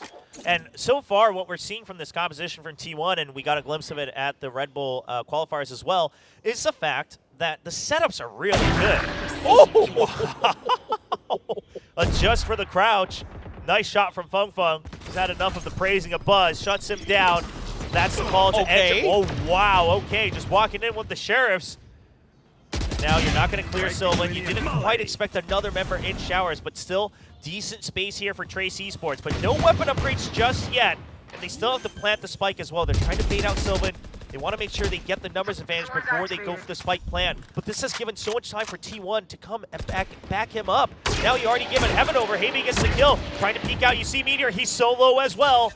Now plant going down fairly safely. Izu has dug deep. They Spike haven't seen it planted. just yet. Spots one, ready for the second. Tries to pull out the Dizzy, but it's too much time to arm itself and throw it up. Meteor trying to spam them, but he's already down to 9 HP, and Funk starts the round and ends it for a thrifty for Trace. Yeah, just some crisp shooting from Trace Esports. You know, that's something they have shown us on this map that they definitely have. And that Marshall shot to kick things off against Buzz. I mean, Buzz, you're gonna, you know, he's crouching there to try to break the angle so that the headshot's harder to hit, but it's still a great micro adjustment. God, that's so good. Yeah, I mean, it's so accurate as well. And it always Spike makes me planted. laugh that, like, that's the way you break the crosshairs at the top level, but that's actually how you get headshot at the lower levels. Yeah, When right? you're in, like, silver and gold, you're like, well, I'm going to crouch to avoid the headshot. And I'm like, but they don't know how to hit Yeah, headshots. but yeah, their crosshair placement's garbage. So I actually just get headshot. Yeah. Still, what a nice round there from Fong Fong. Oh, absolutely. Now you've got an operator for Zhao. I mean, the Tacker-sided operators continue for Trace Esports in this event. I mean, really trying to see if they can get value out of it. I mean, it's been okay. I don't know if it's been super, super worth it, but see if they can maybe, with a chamber there, get a little bit more damage done. I don't think... Is the rendezvous set up? There it is. Okay, I see it. Yeah, setting it up late so that he's able to peek into the site. I love that. Making sure that you're playing to win. You know, the early peaks aren't really going to matter much more, knowing that T1 has all these util chaining setups. Wingman at the ready to get some scouting done. So that's going to be on a timer, maybe around the 50 or 40 second mark, just to get a better read on is this a B-site hit. And it's actually going to pay off. Yeah, and they've got the Vice utility here as well. So this is a great read from T1. Oh, it's just going to be a crash. Okay, he's able to rendezvous out, but here's the thing, is that they know that they've already taken over Cardin. So you're going to bring Sylvan in, making sure that you're set up for this A short, still being watched by Buzz, and Fung Fung, he stays alive, but doesn't really have an exit. Meteor's able to fire down, and that's with the Sentinel for the teammates to come through. Everyone getting a kill for themselves, and there's just no entry for Trace. I think Meteor got an assist on almost all those kills there Yeah. with because of that Razor Vine. Absolutely incredible. Luo King, 1v5, no time left, so just going to have to go for the save. 10 Going seconds to back left. up. Izu's going to scoop up that operator as well, and yeah, you called it brilliantly, man. Like, it's just a great read there from T1. With their reaction with the util, you know, Izu's got the Dizzy out, there's the Vice utility, they're trying to get through, and there's a massive crossfire, and you know, with the slow that the Razor Vine creates as well, it's so much more difficult other than your raise to get past that front line, and they couldn't do it. You know, Fung Fung just couldn't get deep enough. He tried to go high, and he just got stuck in a corner. Yeah, it feels like Trace, similar to yesterday when they were playing at PSVG, they're really looking for an early pick to make something happen. But once again, especially with this composition, it's not the picks you have to be worried about, it's the util. You got to break those nice and early, otherwise you're running out of time. It doesn't matter if you have a lurk or not. So see if they can adjust to that. Not too many rounds left for them to do so. T1 only 2 rounds away from wrapping up this best of 3. That's going to be a free orb to Stacks, 1 away from the no command now. Buzz, meanwhile, with the operator, has a showstopper for an extra fight if he gets stuck here in showers all alone. Fung Fung's just waiting. See if he swings out on a timer here. Maybe they throw some util over on short, create a distraction. Yeah, the Sky's scooting over. Oh, they're just going to push him out, spot him. There's the op shot. Fung Fung swinging as wide as possible to chase him through. They want to push him out, and Fung Fung's ready for it. He actually fires up a shot, gives an opportunity for Buzz to go in for a counter peek, and that is the entry into shower shutdown. Now the pinch completely useless on the side of A. You have to rethink this. Only 50 seconds left now, half of the round gone. And Zhao, I mean, can't do much. He can try to creep past the Razor Vines, but it has to be a timing. Bianchi continuing to keep them trapped up. Luo King, meanwhile, finds a nice timing, but Sylvan there for the backup. Heibei now trading back and forth. So Buzz, he decides to push them back out, completely ruin the plan to go for the double egg. Zhao does not get pinged. Very crucial. 30 seconds No left. information here on the B site. Gets past the Razor Vines. And now he needs to find a kill onto Izu. I think he took just a scrape of damage there. Yeah, I think Izu might have heard it. That last tick, Izu's ready for it. Here can't get past just yet, but only 13 seconds left. It's Trace Esports that has to rush things. 10 They don't have seconds the left. Gecko, so now it's a 3v2 on this opening. T1's going in. They have their own Gecko. planted. There's the Dizzy. Give me that information. Player Heibei standing. good for 2. Keeping the hopes alive for Trace Esports. Buzz passed it with the Phantom, but he gets scratched up. Could not decide where to fight. And Heibei once again keeping Trace alive. Yeah, Heibei there. Who am I kidding? Doing a good My knees job are gonna kill reading after Sylvan's this. position at short after Sylvan had gotten the kill, anticipating that when the smokes would drop, he'd just be waiting right there. had him lined up, gets over to the other side, gets the plant down, gets the orbital strike. This round looked like it was going to be a disaster. But Hebe able to break things open for him. Oh my god, that swing is so dangerous. Yeah. That op shot whizzed right by his ear. But yeah, Buzz stuck in a really bad position there. You know he's probably going to push out to the front of that orbital strike, so you can just double swing him. Nicely done. Now you have a showstopper. Now you've got the Viper's Pit, so if you can get to the plant, could be another win for Trace Esports. Give themselves 8. Give themselves a real chance in this map. Yeah, and on the side of T1, I wonder if they just choose to double stack their ultimates, right? Steel Garter and the Null Command means you really have nothing but your classics, and it's not even going to matter. Sylvan pushes out, refreshes the smoke. So now a 5v4 advantage for T1. Meanwhile, not much information given over to the side of Trace Esports. We see that sheer wall from the Vice set up once again diagonally on A short, so it's really tricky to try to activate that early, but if you rush through it without cleaning the Razor Vines, you're all in for a rude surprise.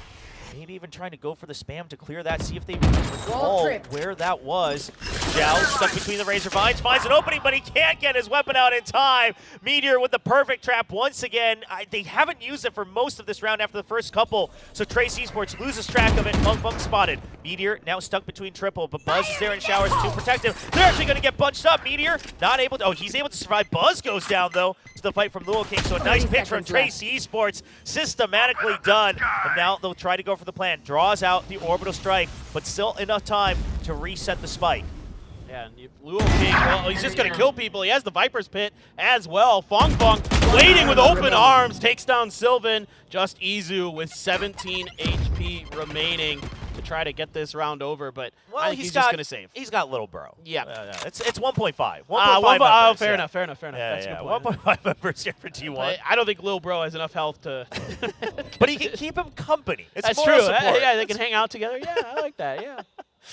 Well, Izu, we'll just go for the save. And these are the types of rounds that I think, T1 fans are somewhat concerned about, right? When the initial plan breaks through, it starts to kind of become heroics after heroics. I'll go for this peak, I'll go for this peak, and then it starts to fall apart. I mean, Meteor trying to run away. He didn't really have an option other than to run away into Showers, and he survives, but that means Buzz is there to cover him, trying to take the showstopper out. That means Luo King gets an option, and then the dominoes fall one by one.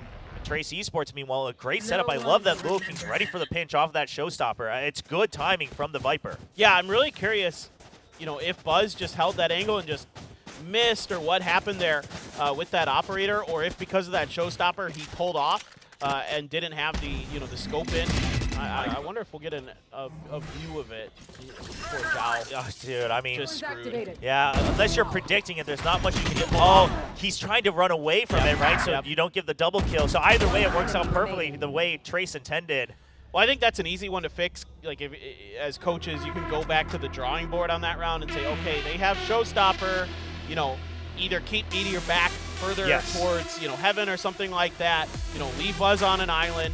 You can cover him if somebody, actually gets up and through the site and tries to push into Showers. Make sure that Buzz has the comfort to hold that angle. Because I don't know if his position was ever revealed. I don't think Luo King, he might have suspected he was there. Sure, yeah. I mean, just given the setups. But, yeah, usually when we see teams that keep better track of the ultimates, like you said, they're either spread out apart and keeping the wide angles, or they'll actually just get ahead of it, right? And they'll say, let's push Showers out so we have 2 ways to exit, and then we'll get that advantage. But that time, T1 losing a bit track.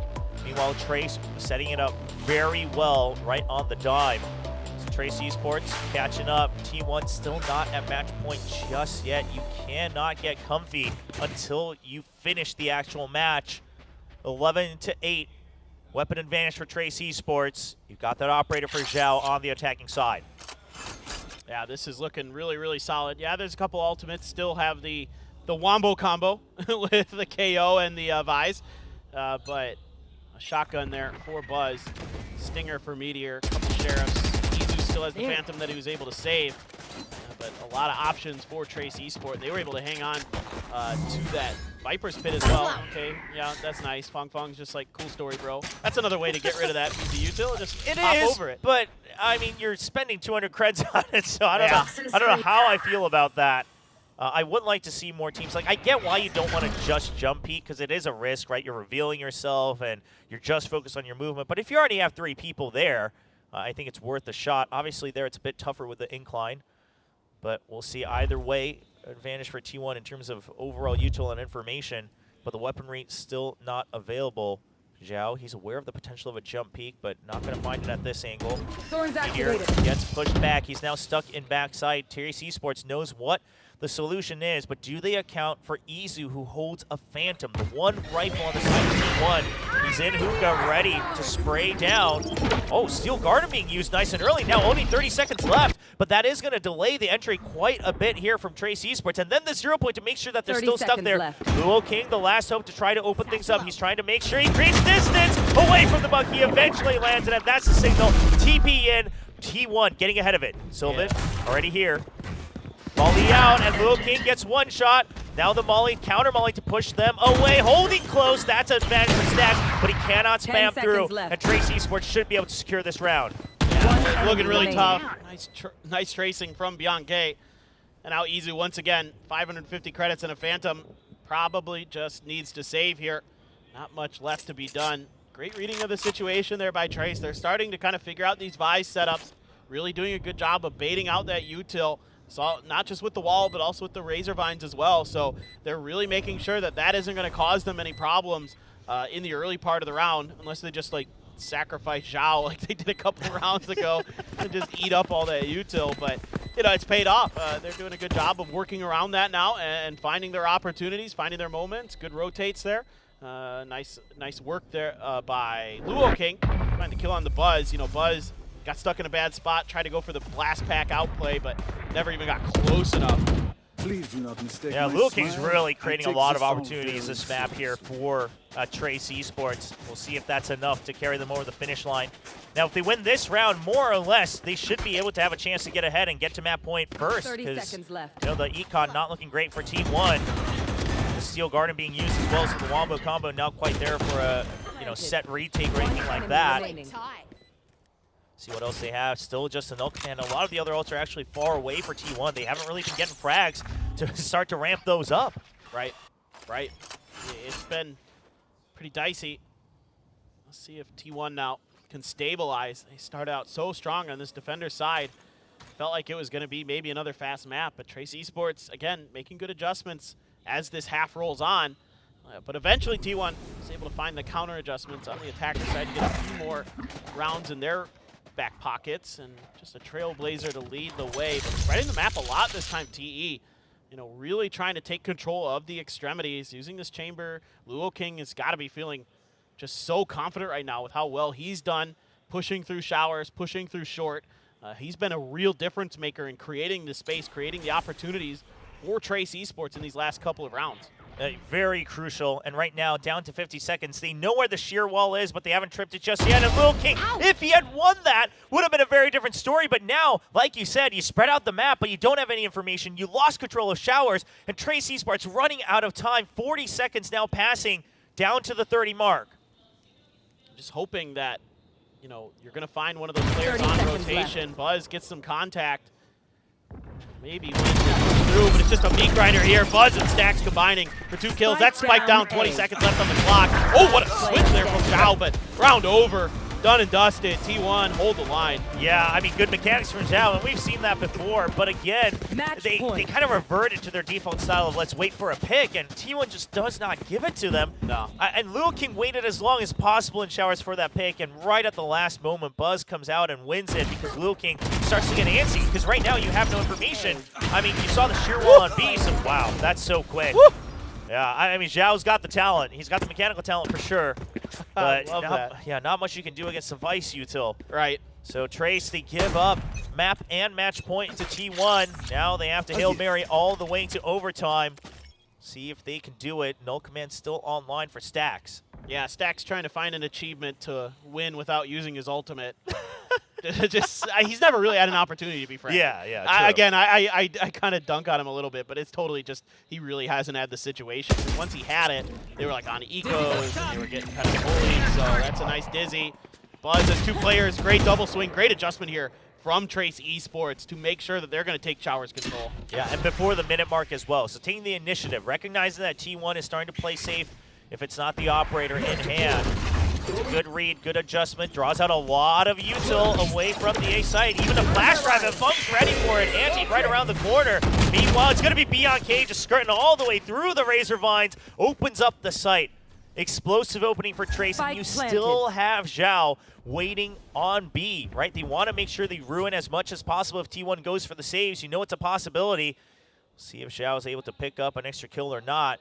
The grand scheme of things, it may not matter, but it might make T1 a lot weaker in the last round or two. And it's opened up the door because he's held this for so long for these quick attempts to punish the economy of T1. This is really, really smart from Trace Esports. Really good understanding of this situation because of this extra position that Zhao is able to hold, because it doesn't seem like T1 has great answers to the chamber all the time. Yeah, ideally Fung Gets a kill or two. Heibe's going to get one. Fung will die, but he still gets an 0.2. His name, Sylvan, staying alive, gets quite a bit for himself, but BeyondK will finish things off. So now Trace Esports, you have 3 ults online, and I believe Fung should be 1 point away from the showstopper as well. Yeah, so this is a scary, scary round for T1. The next couple of rounds, because there's the potential that Trace is able to cycle these. Yeah, 1 away from the showstopper, 2 away from the orbital strike as well. So you can kind of cycle this where you're going to have some big ultimates in play in these next 2 rounds, potentially force overtime. Just great little micro adjustments. Kind of a similar idea. They're spreading the map, but this time around they give a little bit of extra help to make sure that Showers gets cleared onto Buzz. And you have so much faith in Zhao as that chamber that he can just hold an angle by himself, but you've got a lot of players lined up towards B. However, Spike's still on the ground. This is all just kind of a bit of a ruse here from the side of Trace Esports. Yeah, and now the sheer wall once again. This time it's on the entrance of the site, so you really can't kind of trip it by just walking past it. It's either a jump peek or at least spamming in front of it. They'll draw the Razor Vine first. They'll be happy with that. So now a rush through the wall is a possibility for Trace Esports. Looks like they might be thinking about it with the Spike being brought over to the side. Yeah, absolutely. I think this is now the kind of setup they were looking for, that they were hoping for on the front of me, and they're going to use the Seekers to try to leak away.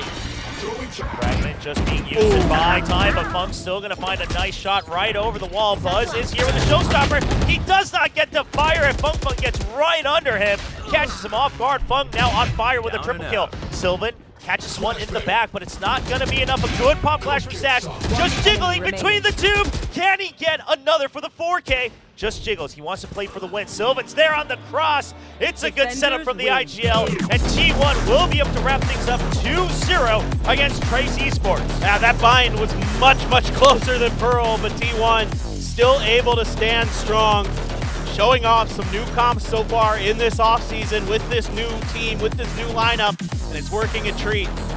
You'll love to see Stacks in those moments like that. He's just so brilliant in those post-plant situations, those late-game situations, in those clutch situations. Comes up huge, knows when to buy time, but yeah, I mean, Trace, look, they started to understand what they were going up against very well. They made really good adjustments on Vine. So, you know, even with Zhao coming in as a substitute, he had some highlight moments. He was probably their, no, not probably, he definitely was their best player on Pearl. So a lot to look forward to for Trace still in 2025. Yeah, absolutely. I mean, I think we're obviously, again, with Zhao stepping in as well, it's not the full squad, and the bind looked a lot more comfortable, and it was clear that they felt a bit more prepared on this map coming into this event. But when you're going up against T1, who is just constantly trying to prove themselves and grind away in this offseason, it's tough, right? The objectives are a little different here, and T1 so much more on the line, so to speak. I mean, you built the super team. You got to make sure that you're showing improvement every single map. Otherwise, the fans are, I got to guess, start to get a little cautious again. Yeah, absolutely. Yeah, there's some things to work on for sure for T1, but I mean, they know it. They've said it. They're aware, and you're already seeing progress, you know, so far in this offseason. You know, they're already starting to click, they're already starting to gel. This thing rolls on, they should just get better. Yeah, that's the big hope for T1. Obviously, the players more than anyone are going to be hoping for that, and individually, they absolutely have the potential. But once again, Fung is going to be in the spotlight for Trace, having the highest ACS in the lobby, 6 first kills. I mean, he did a lot alongside Lil King with some great timings, but at the end of the day, T1 just a bit more consistent across the board. And again, the util setups, I mean, the set plays that they had with the tactics were so good. Yeah, mostly really, really good. And that's what makes it so tough is, you know, Meteor, a very, very good Sentinel player, when he can combine forces with some of these other pieces that T1 is able to bring to the table, it looked really, really powerful, as on the 3 times they played it in the offseason. Well, that is going to be it for the first best of 3, and that does put Korea ahead of China in a 3-0 overall scoreline in the matches. But of course, we do still have another match ready. It is going to be another best of 3 between Gen G and EDG, the reigning champions, now here with some younger talent. But ladies and gentlemen, we're going to take a bit of a longer break, and when we come back, Gen G's new roster against EDG coming right up.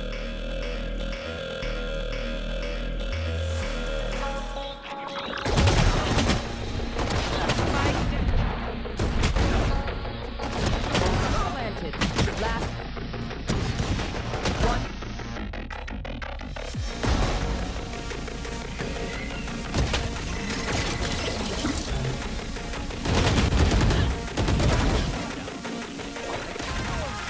One enemy remaining.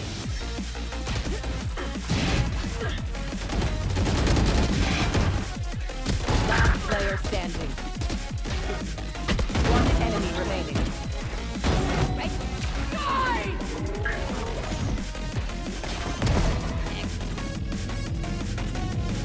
Spike planted.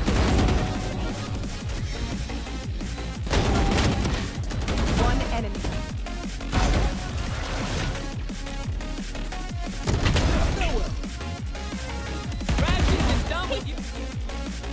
One enemy. One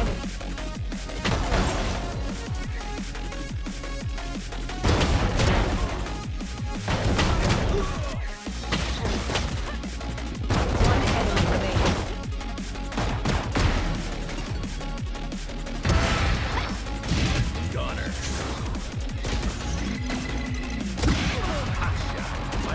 One enemy.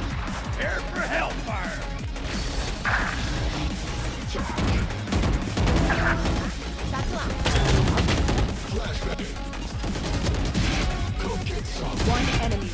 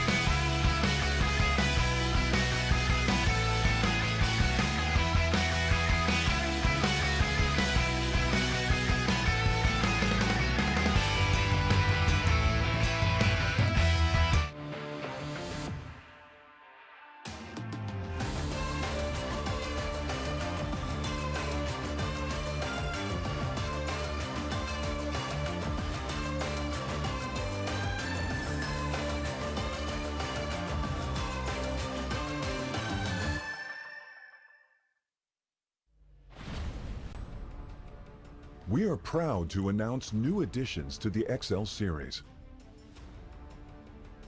Both are using fast TN panels and newly upgraded DIAC-2 technology. Fast TN panel with its faster native response time can reveal enemy outlines quicker during flashbang attacks. For IPS panel, more overdrive is required to enhance response speed, leading to dynamic image blurring due to the panel's inability to handle the load. These new monitors integrate new dynamic accuracy technology, DIAC-2. The upgraded dual backlight design not only provides FPS players with clearer visuals at dynamic aiming and spray control, but are also more friendly to your eyes. Moreover, built in the monitor panel, DIAC-2 functions independently and doesn't require any sync with PCs, ensuring no impact on game performance. XL setting to share now has auto game mode feature. Besides download, save, share your settings, it will auto apply different color settings based on your usage scenarios. Outlook of the latest monitors are refreshed. It has incorporated industrial-grade bearings into the height adjustment mechanism, allowing easier and smoother adjustment to the exact desired height. The new monitor series continue to evolve, refining details to ensure players can perform their best consistently in games. This is a brief introduction of the new XL monitor. Feel free to DM us if you have any questions.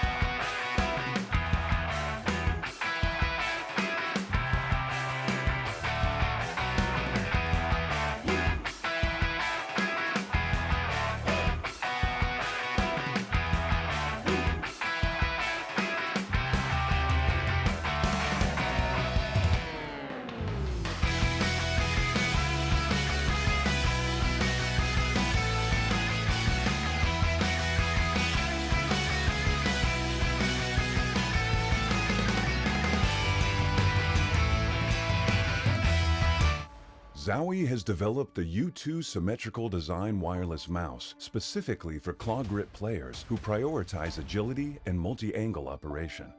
In the past, Zowie has designed multiple mouse shapes. Among symmetrical claw grip designs, the FK mouse series is widely known. The shape of most Zowie mouse series in the past were primarily designed to accommodate significant horizontal movements, commonly found in games like Counter-Strike. In response to the growing emphasis on multi-angle and agile movement in FPS games, we began developing U2 many years ago based on feedback from Zowie enthusiasts. Most symmetrical wireless mice on the market have straight-sided designs.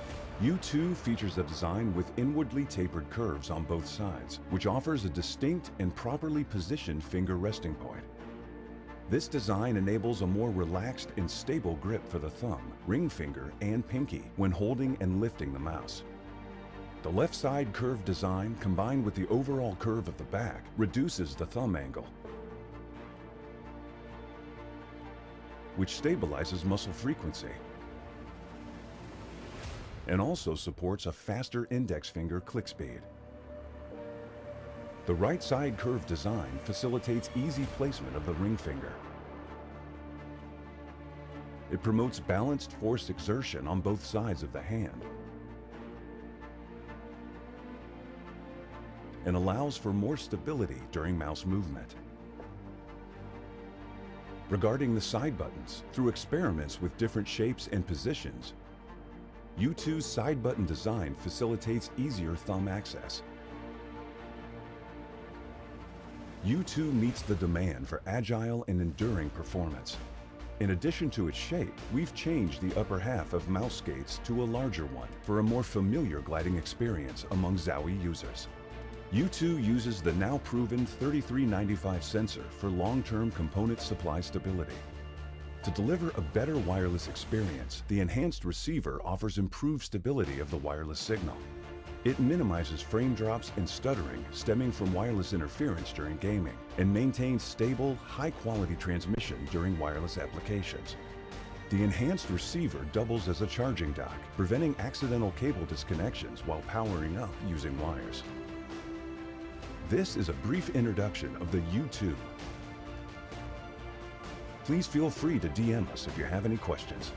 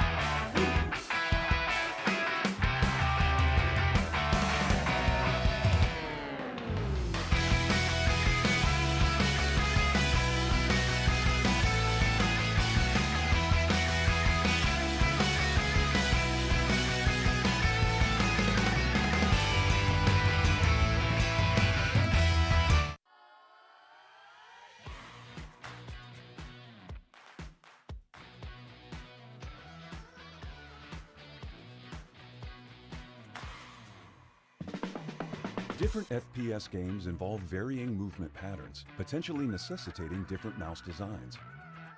Consequently, Zowie incorporates sports science into its mouse development process. Therefore, Zowie analyzed human muscle activities and joint motions through EMG and motion capture system to develop the new U2 shape that aims at enabling players to maintain high-level performance throughout the game. According to our experiment's results, our U2 offers enduring performance and agility. Such intense operations may cause more strain on their hand muscles over time. We found that thumb angle affects muscle firing rate. When the angle is larger, there's a tendency for the frequency to decrease over time, indicating signs of muscle fatigue. U2's left side curve design helps players grip with a smaller thumb angle. As a result, the muscle firing rate remains stable without noticeable signs of fatigue. Additionally, the angle of the ring finger affects the force exertion on both sides of the hand. When the angle is larger, there's a greater disparity in force exertion between the two sides, making it more likely to cause one side to bear a greater load. U2's right side curve design allows the ring finger to grip at a moderate angle. This helps balance the force exertion on both sides of the hand. In addition to enduring performance, agility is also crucial. In FPS games such as Fortnite and Apex, the clicking of side buttons occurs more frequently. We experimentally designed the U2 side buttons by adjusting their position and shape, making it easier for the thumb to access. We also found that the thumb angle affects index finger click speed. This graph shows the clicking speed of the index finger when the thumb angle is larger. U2's left side curve, combined with the mouse back design, results in a smaller thumb angle, facilitating faster index finger click speed. Through sports science, we aim to assist and empower athletes in unlocking their potential and achieving peak performance.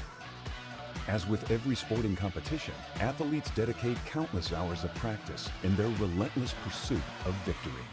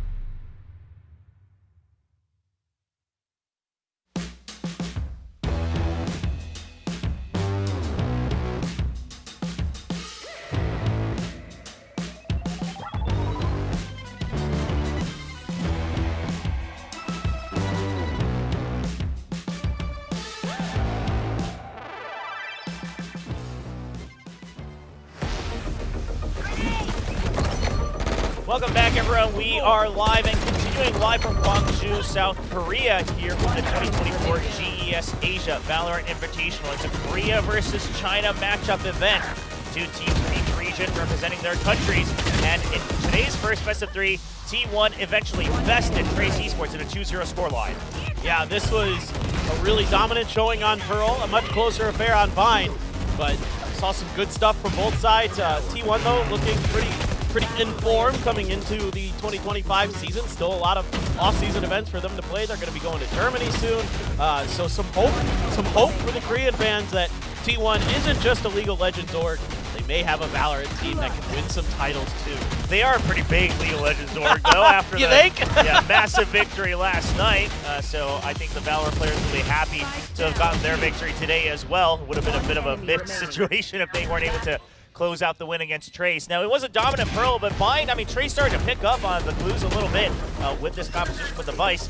But eventually, T1, I mean, not just the individual mechanics, but also a couple of these util setups. Trace Esports still not used to all the variations, it seems, and T1's able to close things out.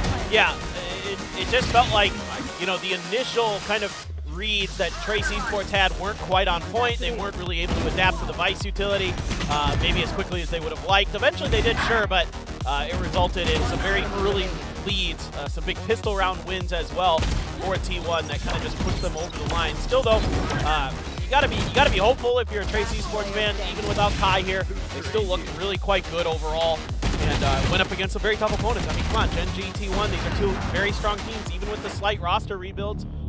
There is no doubt that they are going to be forces to be reckoned with in 2025. Oh, absolutely. I mean, I would say that both of them putting their name up there for the VCT Pacific League in 2025. Gen G, of course, already having proved themselves with the core lineup that has remained here. So, as you can see, Texture, Munchkin, and Karon still remaining as the core 3, but then Yeoman and Foxy9 joining up. And in the back, we see Coach Solo is back after congratulating his good old friend Termi on his wedding yesterday. Solo is back to join his players and kind of watch how they do today. Yep, the long-time tactical shooter veteran has returned, and see if he'll make his presence known.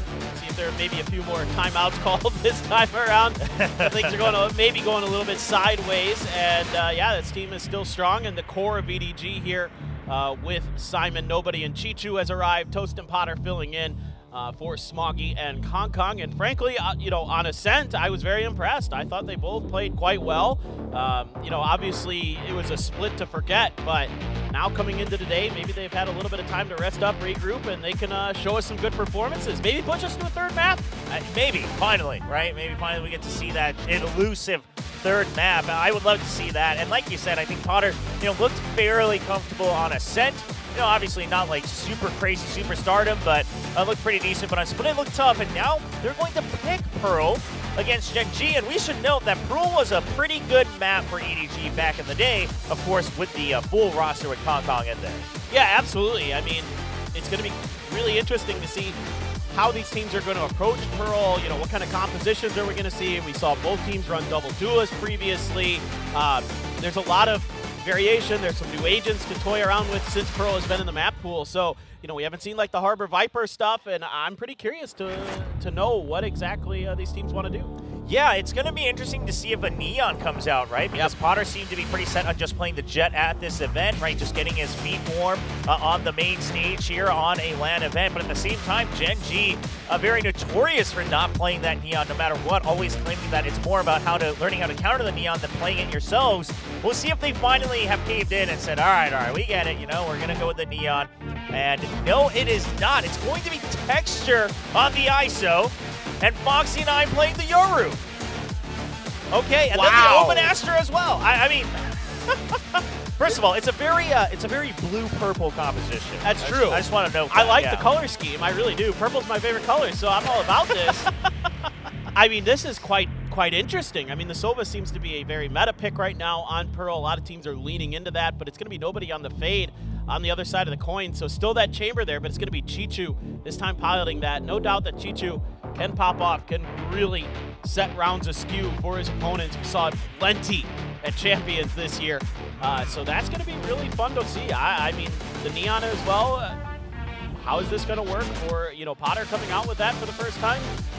Yeah, A lot of question marks. Yeah, this is very interesting. I mean, glad to see that Potter is very up to date on the meta duelist, so maybe even more comfortable, right? Given that maybe he's playing a lot of solo queue or something like that. So we'll see how much he can prove himself. But oh, the ISO Yoru. Very interested here because there's not any blatant utility that's really stopping the Neon, right? Like even the gravity well, you can usually kind of get past it at least yourself. Sure, it stops the second line of attack.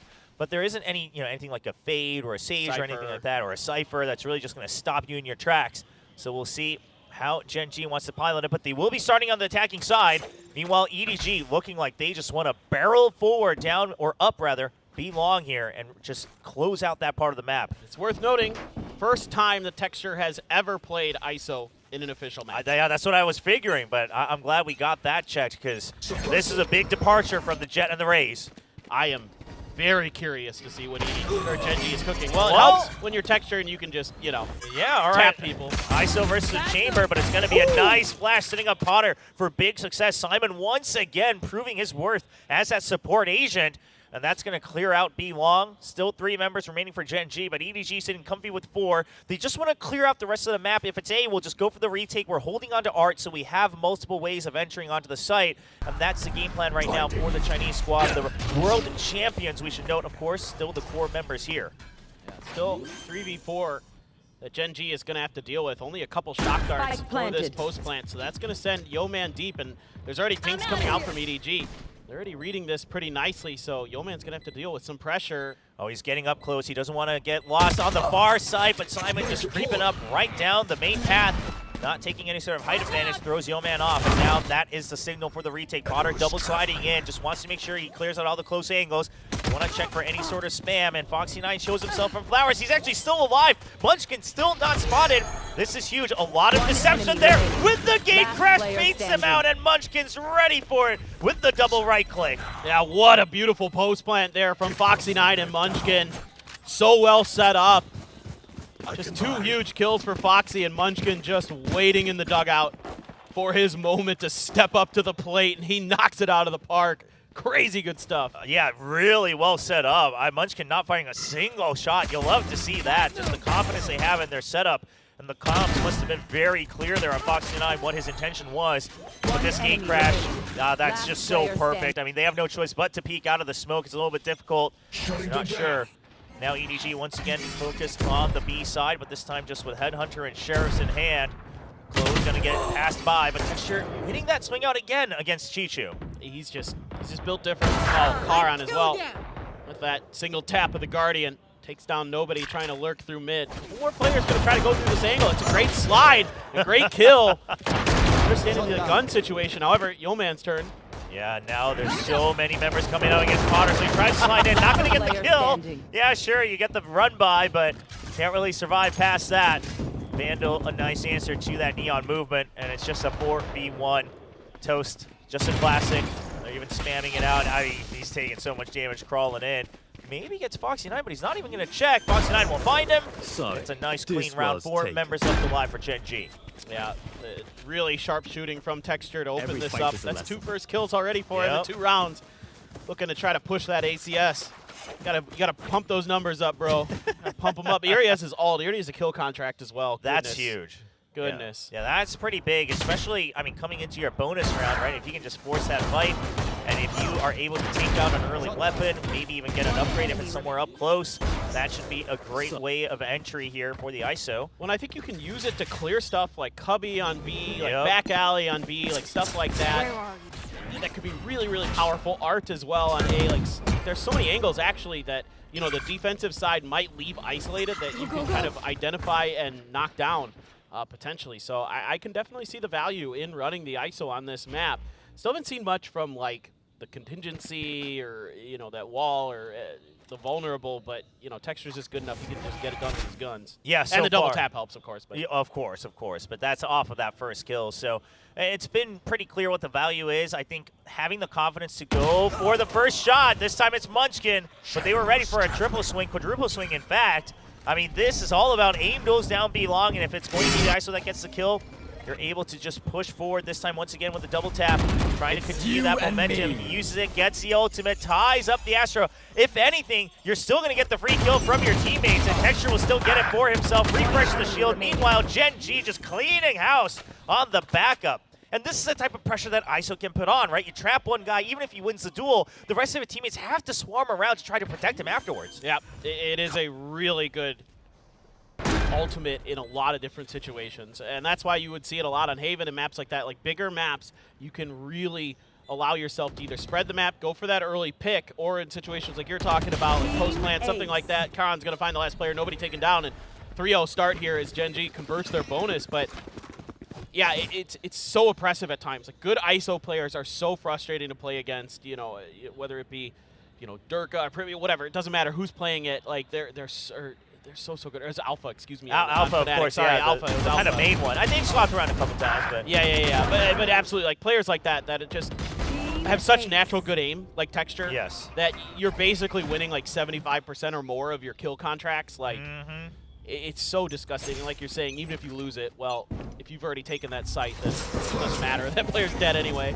Yeah, but EDG, they stick true to their plan, and they say we want to push out very fast, either A main or B long. And this is what the meta eventually evolved into when Pearl was still in the map, which is erase one part of the map. But if you're getting erased off of it, it's not going to mean much. Map control given over to Gen G. Chichu all alone, just a headhunter in hand. Finds the Euro, but doesn't find the shot. Now he's cornered all the way into the back corner. Texture repositioning, gets the double tap refreshed, and another free round for Gen G.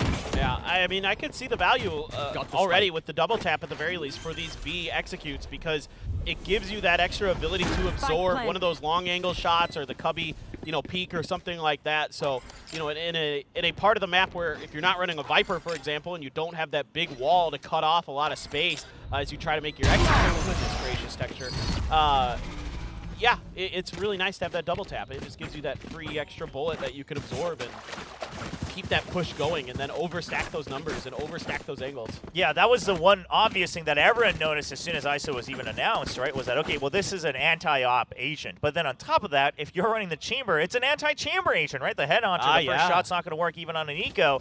And so, like you said, it's perfect to just at least waffle the control of B long and make sure it doesn't get given over for free to the defenders or the attackers, quite frankly. We'll see if they continue to pressure that. EDG this time with rifles in hand once more. Not going to go for a Hail Mary. They want to make sure they keep these weapons in hand for as long as possible. A lot of attention to mid, but Texture just not losing a single first duel today. Takes down Potter. It's a nice trade from Toast. But at the end of the day, Gen G still applying pressure, making sure EDG cannot push out any further than the middle of the map for the line of scrimmage. Dimensional Drift comes out for info. Yeah, this is so difficult for EDG to deal with. They're able to at least get Karan down.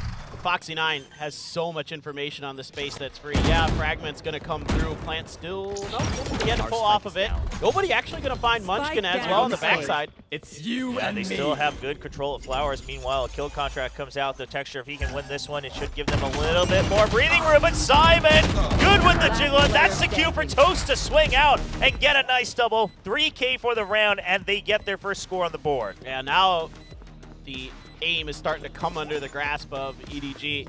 Simon there winning a huge one. Texture just a little bit off balance, long enough for Simon to find that kill. So really, really important that that round was able to be turned around. Gen G finally on the back foot a little bit. That's 2 kill contracts already in 5 rounds.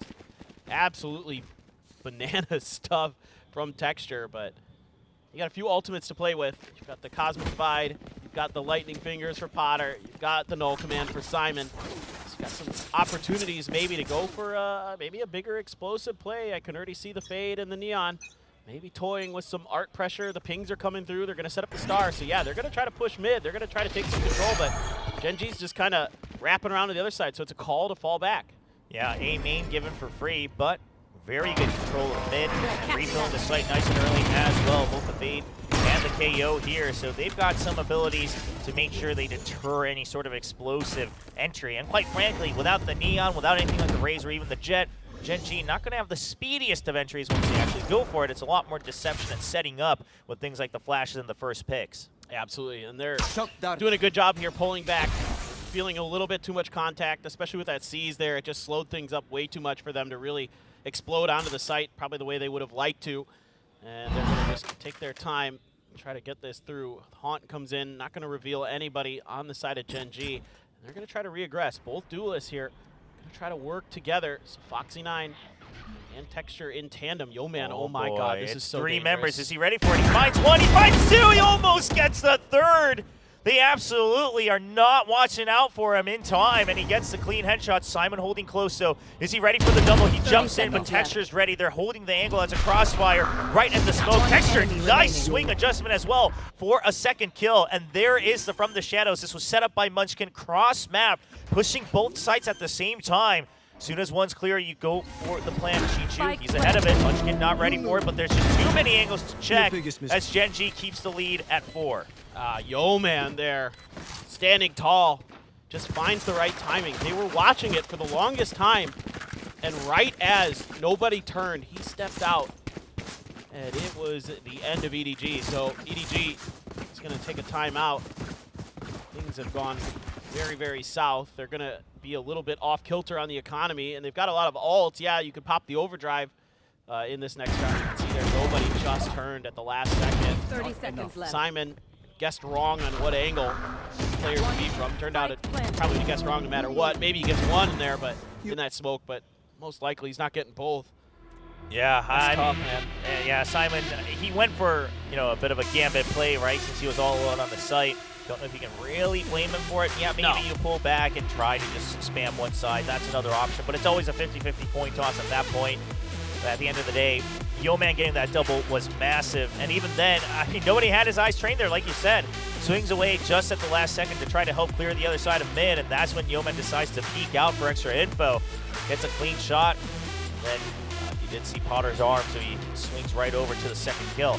But aside from that, even strategically, Gen G going back to their tried and true, okay, we're going to go for a far rotate then, and then since we have the Omen ultimate, we're going to push both sides. If you clear it, great. If there's a lot of people and you guys die, we plant free on B. I mean, it's just classic Gen G pulling up both sides of the map, and that's something that EDG will have to continue to watch out for. Yeah, and it's something that Gen G has to do, right? Like with the way that they've been running a lot of their comps here in the off season. They haven't run a lot of Sentinels, other than like a few other maps where it's kind of borderline necessary. Yeah. They're very happy to play these like double duelists or single duelists with a couple controllers, no traditional Sentinel, and just out-rotate you, outwork the map, and that shows a lot of confidence in their coaching staff and in Munchkin and all that kind of stuff.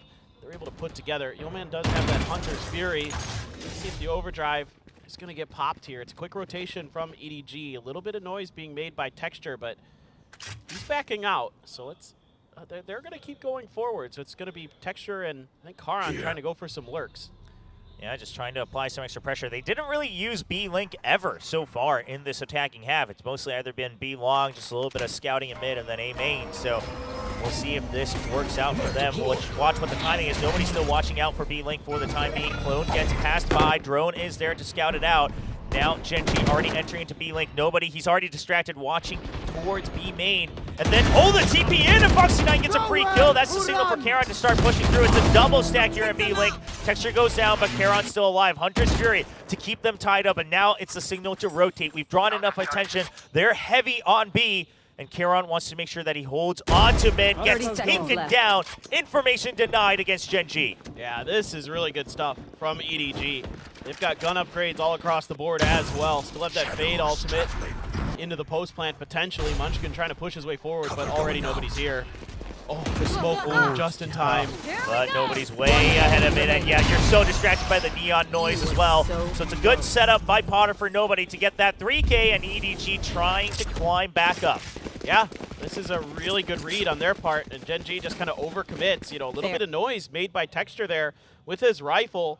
Sort of alerts them to the presence, and against an eco, you're going to have to expect to over-rotate, so this one, probably they'd like to rethink that round. If you're going to go back and do it again, but can't do that. Operator now for Chichu. Still a few ults to toy around with as well, so a couple Cosmic Divides. Could see a little crisscross applesauce in there, but that's exactly what they're going to plan. They're trying to push out with this op, but yeah, Gen G seems somewhat aware. Yeah, I mean, it's always been a push out somewhere, at least with something from EDG. So Gen G's pretty well prepared for it, but there is the pop blast right past the clone. He just fires through it, gets the collat through the clone. And now that is full control. Spike down as well. So the operator now on watching the flank duty over on Art, right next to his trademark. It's still a 2-man stack. Double tap view. Nobody just trying to get it off, and he does. He actually gets to scratch through the smoke. The shield is off, and now they just want to run the timer out. You love this awareness from EDG. Yeah, they're playing really, really smart right now.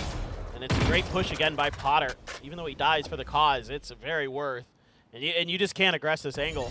You could try, but you're gonna get off. Spike down A. The Astra down. Texture, no more double tap for the time being. See if he can use the contingency to some value. Swings out. Nice adjustment on the headshot. The swings have been pretty good from Texture so far today, but there's still 3 more members. 30 seconds left. First up is Toast here, right next to B-Link. He hears the footsteps. He's letting his teammates know he wants to catch him from behind. And Texture gets an inkling of it, but Toast will get the shot. Yeah, now let's see if maybe there's a counter timeout from Solo. He's back, and he might have something to say, but doesn't look like it. Timer's still ticking down, so Gen G down to the wire with the money. Just enough for a Guardian there. There's plenty of money in the other pockets. Maybe they'll try to buy up, but that's crazy. That is absolutely insane, Potter. Yeah, I mean, Potter looks pretty comfy on the Neon. Obviously, we've seen some great Neons in the world, so it's hard to compare him up to that point just yet. But he does look like he knows exactly what his job is, and he's very, very hungry for it. Still a couple more frags that he wants. There's the pop flash, but he realizes a bit too late on that, so he wants to reset. He's still good for 1. Kind of baits out some of the early shots, but there's a nice counter flash coming out, and Texture will get 2 to his name before he goes down. Now down to a 3v3. Paranoia to gain some control of B main once again for Gen G. Yeah, so the timeout call working really well, where they're able to challenge these angles, not give them up for free. You know, there's always a couple players pushing one end of the map or the other, try to challenge these Gen G sort of space-taking maneuvers. And so far, now things trying to turn the way of EDG. Long-range shots, nobody takes a scrape of damage. Yeoman down to 85. Just gonna wait this one out a little bit and have that Cosmic Divide. Could potentially try to make a go of it. That Nightfall there could be a little tough because those tethers are... You are divided! Yeah, and so we are gonna see the Astra Ultimate come out, like you mentioned, just trying to sneak in. Just one plan. There's the fragment to buy time. Then there's the Nightfall as well to deny any sort of information. Do they go for a double peek out? Yeoman with a nice shock dart against Simon. I think he got scouted by the recon as well. So they're aware that he's low health, he's trapped. And that suddenly brings a massive advantage towards Gen G. Nightfall already used as well. So now it's all up to Chichu. Needs to slice up these angles, find single shot after single shot. Just kill after kill. Drone getting taken down, not quite by nobody. Chichu needs to fish for these kills, but now they know his exact position. And Gen G has no reason to peek until they hear the tap on the defuse. There's the one-way as well. EDG looking like they want to go for the save with the operator. Yeah, there's just not much left they could do. They needed to find one of those early picks to break this open. And that Cosmic Divide, so well placed. Love, love, love that. For Karan, doing a great job with that ultimate. Munchkin on the Omen, we talked about that earlier. Like, Omen on this map, question mark? Well, okay, maybe. I mean, I haven't seen a ton of impact. I'm not sure I've seen a Paranoia. Yeah, land. I mean, just this past round, just to like push them out, right? Yeah, But nothing to like set up kills or anything like that just yet. But overall, it's interesting, and I think we might start to see this if the meta doesn't shift too much, even at the beginning of the season next year, where this is going to be the usual thing. It's double control but with an Omen, so that Munchkin has the option to either use extra smokes for his team or, you know, the extra initiative with the Paranoia, so he can kind of flex around with the single agent. It's fine. I mean, I think there might be better options, though. That grab wall could have been so good. We just didn't have the comfort to push that corner. It's you Spot and through me. the wall. There's the ISO ult. Wow, Chichu's going to find a nice shot, but Texture does win his duel, so it's a trade across the different realms. Potter wants to flash out with the pop flash, but there's the double tap in action. Can't finish the kill. And Texture continuing to push through. Dimensional Drift just to buy time. Yeoman's going to trade off of that one, and Sight now cleared open for Gen G. Yeah, just comboing their utility. Spike planted. Caterpillaring their way through there, just, you know, double tap into the ultimate. you know, the ultimate before that as well to take nobody out. So it's just a great staggering of abilities there, including the ults for the side of Gen G. And now they look like they've kind of figured this out. They understand how and when to fight these battles. You know, this time they're pushed up a little bit further forward towards A main instead of like waiting way back by A lobby to take the fight. This time they take the fight to EDG, and they're able to come out ahead. Toast just nothing to do but chill. Just wait this one out. Yeah, just has to save that over. The Econ starting to fall behind quite a bit for EDG. And Gen G sitting comfy on a decent stack across the board. 7-3 score line, only 2 rounds remaining in the first half, and Gen G will finish it in the lead no matter what. Yep, and yo man, he's laughing. He's having a good time again, man. It's good to see vibing right there with the rest of Gen G as they set up to try to take maybe 8, maybe 9 rounds in this half. We'll have to wait and see. Chichu is going to have that tour de force available, so should be popping that. Cosmic Divide and the no command for Simon, so how do they want to play this? You know, EDG, they had a couple rounds of success with their change of strategy, but now Gen G's, you know, figured it out. Again, Munchkin, one of those really strong IGLs with his ability to adapt on the fly, to call up different plays, to understand what his opponent's trying to accomplish and to find success against it. They're going to send that TP deep again, trying to get to the back of the site. Yeah, I love that they're using the Astra util as well, just to make sure the TP's a bit safer. Toast actually jumps down. I thought that was risky, but he's actually going to be able to hold on to not just the site, but also be all the way to the end. A 3K for the youngster here on EDG, being given an opportunity to get some experience, prove himself perhaps to a wider audience. And boy, that round proves it right there. Texture not able to enter the site, trying to find a long-range pick. That's the butterfly effect. He gets that first kill. If he doesn't get that, it's probably Gen G winning this round. Yeah, there's a double stack there. Not much he can do. Karan getting a parting gift, but with that spike down, he would have to make quite the play to do anything in this round. But yeah, the butterfly effect there, just get that one kill, and then all of a sudden the round completely changes because you're able to open up space for yourself to get some more. Okay, Karan. Okay, yeah, I was about to say, like, Karan's not the type of guy that you want to constantly duel, right? At some point, you just have to say, okay, come get the spike, and that's the end of the round for you. But of course, I think EDG also recognizing, you know, with the Econ, Karan's going to try for this, so we want to get ahead of it, and eventually they will secure the round win. Yeah, I think a lot of teams have learned the hard way not to give Karan the isolated duels, because he'll win those. Yeah. I mean, just a great hold from Toast. Because initially the setup looked like it was just a full retake on B with the ultimates, and they felt pretty comfy knowing that. But he hears the TP, he knows that it's a fake smoke, and then he immediately jumps down to try to clear B halls, because that would be the one thing that's a thorn in your side, even with the Cosmic Divide. Boy, Overdrive popped, and already past A main, trying to use that C's to set a Potter. Oh, they're going in deep, but that's a good paranoia. And it's going to be traded with a Prowler. That's going to reset the fight just a bit. Fastlane to keep them at bay. That's the signal over for Chichu to peek out mid. He finds a little bit of sight of Foxy9, and he will back off. So everybody back to square one, but nobody holding a very forward position, trying to buy time on A main. And this is going to be a good opportunity here for EDG if nobody can just kind of keep fighting for his life. Yo, man.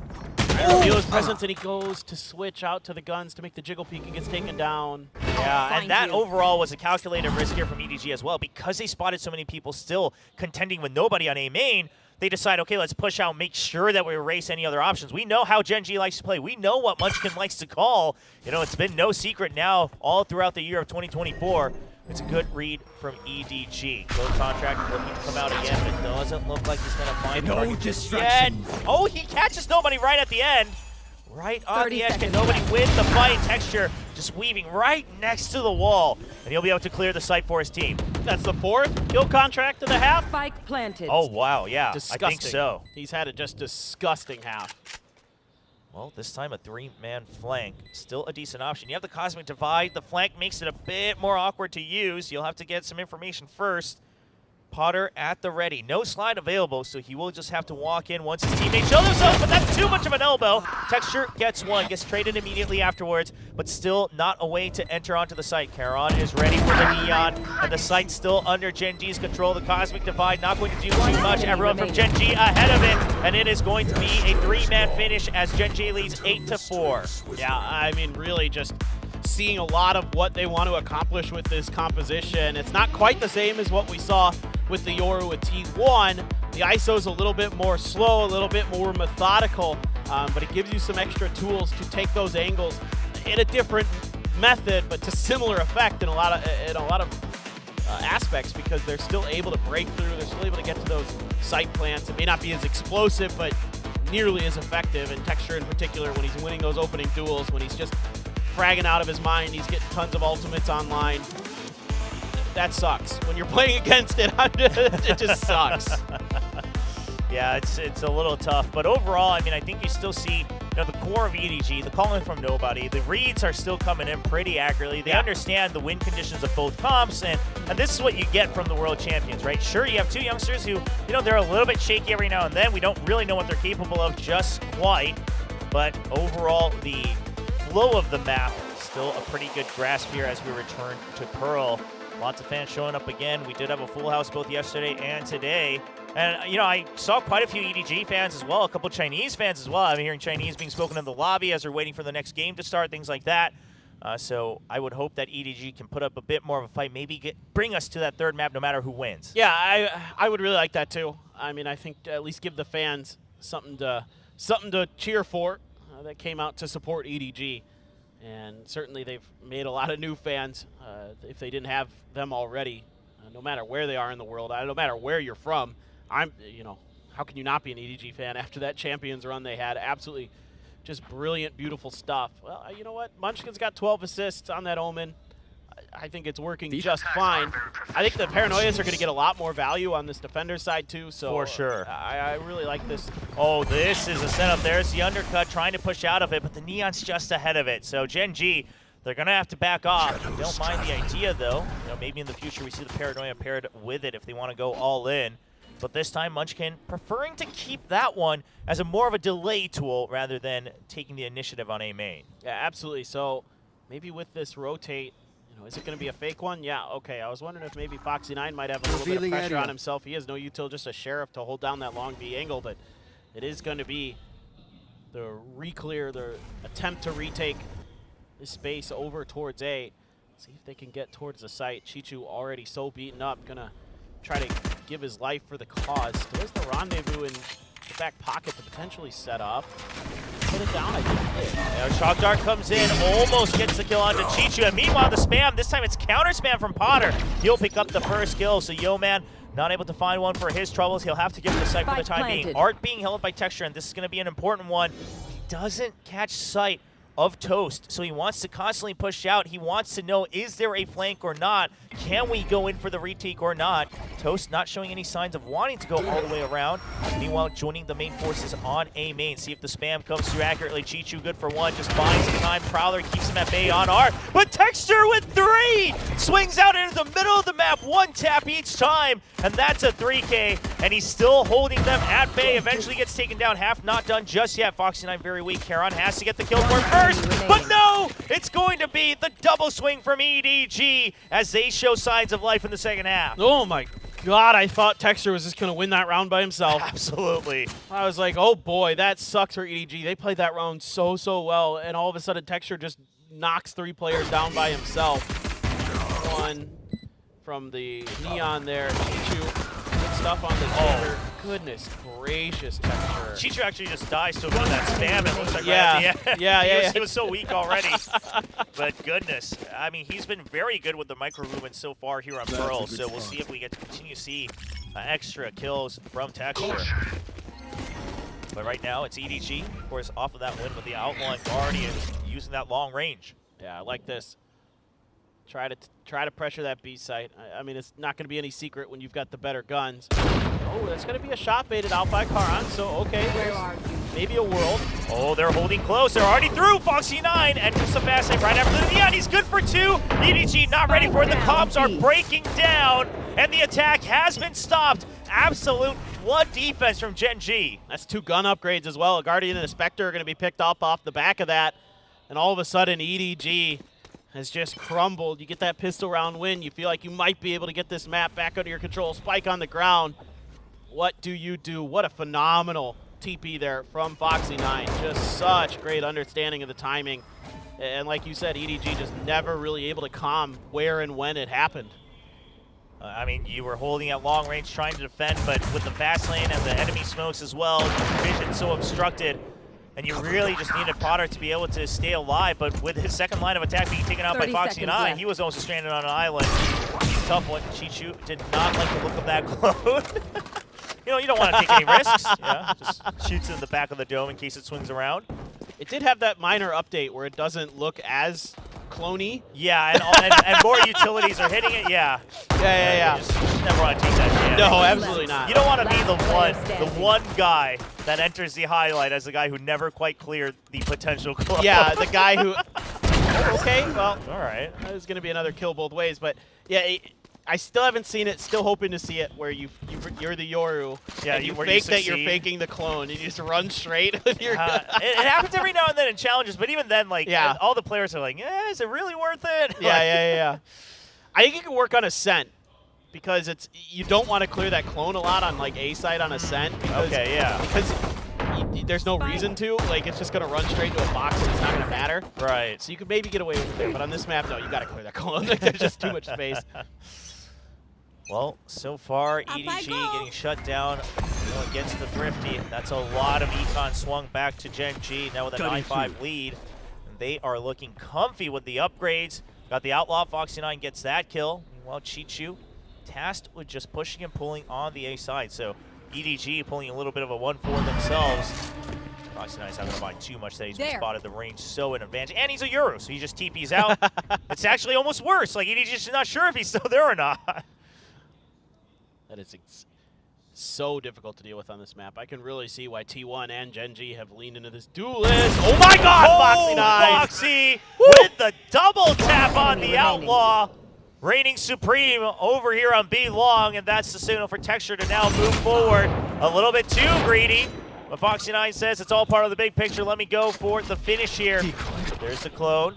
Simon, does he take the risk? There's the flash.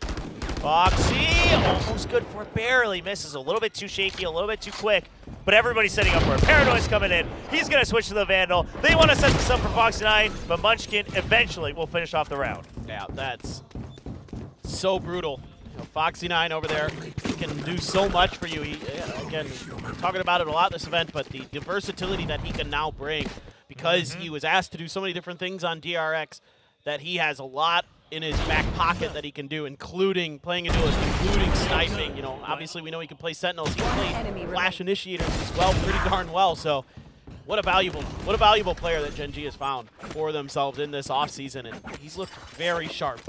Yeah, I mean, no matter what role he's put in, and the fact that, again, he's also happy to op and things like that. You still have that second option, just like you did with Meteor, and it seems like he is slotting right in for Gen G, EDG this time, upping the tempo. They already found where the operator is, so they will just choose to back out for the time being, but there's a TP right off of it as well. So Foxy 9 also putting the pressure on, and Yeoman just steps out into mid, plants Texture all the way up top, and he'll get a free kill for himself.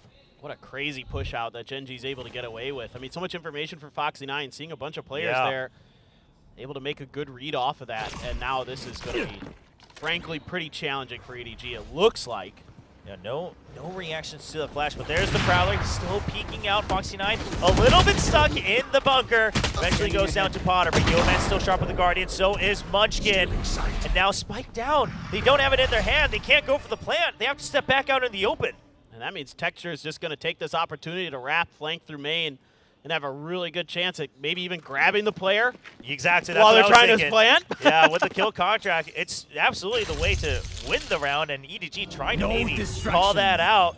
And he is going to send it out, and EDG says, okay, good thing we didn't stick it, but 30 seconds left. You just know that they're slowly tightening the chokehold. EDG needs to find a way to peek out and get the first pick. Chichu's picked up the operator. That's one option, but there is Munchkin from the side. Too many angles for EDG to cover. Nobody, he's busy. He's trying to go for the double. Can't finish off Charon, and Gen G will continue with the lead. Yeah, again, it's Gen G just being so confident right now in their reads and in their space and in their shots. I mean, it helps when you have Yeoman and Munchkin winning with Guardians. Munchkin, we know, very, very, very good with the Guardian. But Yeoman having some really nice moments here that are, you know, not necessarily bailing Gen G out, but setting them up for these round wins. We saw it earlier with the double, and now with the Guardian. Just really solid. I mean, 11 and 9 as well. He's really playing very just fundamentally good Valorant, you know? Yes, and I do wonder, like, I wonder if Gen G's trials include one full day of just Guardian play, you know? It's like, well, we have to win rounds with the Guardian. That's how we win maps. Like, I don't think you understand. Guardians and Sheriffs, yeah. Yeah, if you can't ace with this Guardian, Yeah. we kick you. Yeah, you got a dual Munchkin, and you're like, oh, jeez, here we go. Oh, no way. Well, Potter trying to get ahead of things with the Sheriff. You do have a stinger on Nobody as well. No command, if you're able to get an upgrade or two, that would be a good sign for EDG. And yes, they took over Art, but they're trapped right now. I mean, Gen G, they went ahead, sent Munchkin behind the box over on A main. So you have A main control. Yeoman's still sitting here. She's just waiting on the side. Can't quite escape the relay bolt, but they haven't spotted him. Nobody. Nice swing with a stinger. Oh, Munchkin. Oh, Chishu. Okay, well now, EDG, the round is looking like we thought it might. You get a couple upgrades. You've got the spike planting. You've got a couple ultimates as well. It's just that little bit of early space that EDG takes that kind of throws everything off balance for Gen G. They can't get a good read on this. That's going to have to be a clear. Texture's position going to be revealed. Can't even get a kill before he's taken down. Yeah, Karan. Okay, Karan. Okay, he's already opened things up, and Foxy 9's here, but Karan goes down before Foxy 9 can get the peek, so he will just gate crash out. I love that he has that safety vial still at the end of the round. Just going to be able to save the op. But I want to note right there, you know, as we saw Texture swinging out after the haunt, Potter, great timing. He seems to be really catching on to the comms and the setups from Nobody here, being able to sync up some of those peaks. Yeah, absolutely. I mean, that's really important if you're going to run the Neon Fade to make sure that the timing with the Prowlers and the other utility is really on point because you don't have nearly as much range with, say, a Breach or in some ways even a KO to really give you that extra oomph, to give you that extra distance that you want to create as the Neon. So, you know, these hits have to be really good, and this one is. They're able to clear so much space with that Prowler and the relay bolt. And poor Yeoman was just stuck on an island. Just nothing he could do back there after getting hit by the stun. And that's great setups, great execution from EDG. And again, there was just not much information that Gen G had on what the heck was going on in the map, and they were all over the place. Yeah, that's a very aggressive position there, but Foxy 9 will get out for free. No damage taken either. And of course, with that gate crash, you can just keep them at bay. So this denies some of that mid control from EDG nice and early. I think they didn't like what they saw in that previous round. We gave too much free space.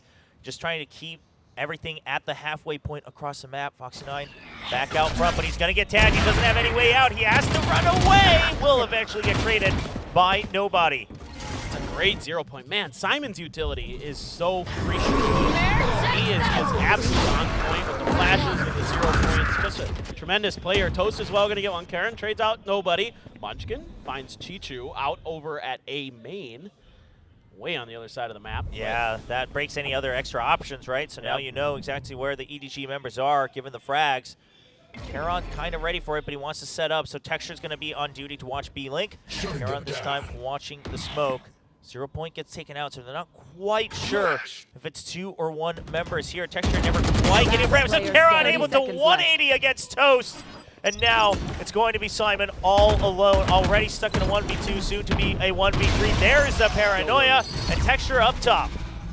Yeah, this is really oppressive. You know, you have to commit a lot to take down that op, and that's a good first step, but this time Gen G much quicker to react, winning their battles on the extremities. That's something that has made Gen G just fearsome throughout their 2024 adventure. Where, you know, it doesn't matter sometimes what you throw at them, they're just going to beat you. Like, they're just better. In that situation right there, Karan just better.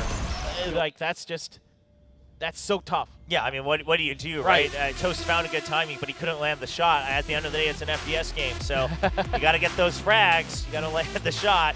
You shoot him in the head. Yep, then you win. Then you win. Karan knows that better than anybody. But EDG, a bit of an unfortunate one there. I mean, in fact, I think Gen G also had a pretty good setup. It never came to light, but Karan got tagged by that Nightball. He kind of draws out the power of the B-Link. During that, Texture actually enters back into the site, but Karan actually just gets all the frags. So overall, like you said, better reaction from Gen G after losing that previous round, kind of immediately adjusting some of the mistakes they made, or at least some of the leeway they gave to EDG. Yeah, exactly. And that's why we praise Munchkin as an IGL. He's just so on top of things, like 98% of the time. It's just incredible how well he reads and sees this game. I mean, you go back to Master Shanghai when they won, and while everybody else was out there, practicing and playing ranked or deathmatch or whatever, he was just literally laying on a couch with an iPad, just grinding VODs, watching VODs, studying his opponents in the lead up to their win there. So he is such a smart, cerebral player that has really just been such a benefit to this squad. You never would have thought it years ago, right? When he's on Crazy Raccoon and some of the other teams like T1. Yeah. He's like this wild fragger player. He's actually a brilliant IGL as well. I mean, he proved himself. Listen, I was one of the doubters, right? I just thought he's a pretty good player, but as an IGL, I'm not sure. Proved himself in 2024, but they're not quite checking for that. I guess they've never really fought Munchkin here. They've spotted him a couple of times, but that Omen really coming into play, the Shrouded Step rather, really working out in favor behind that box. I thought for a second he might TP up on top of that box and go for something. But yeah, okay. He could. I was like, well, it's Munch. We're just talking about him. And I'm like, Yeah. well, maybe he's going to go big or go home here. But no. That's the right play to just piece out of there. And Chamber with the 2 or 4s. You see this star. I You know they're set up with a trap play. There's the double peek. Cheat can't get the first shot either. Yeoman now closing the gap just a bit. It's just going to be a bait and switch. Yeoman's still around. There's the recon. They decide we're going to back out. Texture already being forced far away. He's going to go for a repeek all on his own, and Cheech ready for it. Too many members in Art. Seems to be the way to counter Gen G on this map. EDG slowly but surely will clear the map. A bit of extra scratch damage onto Simon, but not much to really damage the actual spike. But here's the thing, you can wait a little bit here as Gen G. Talk about this. You have a Cosmic Divide of your own. You have a Dimensional Drift.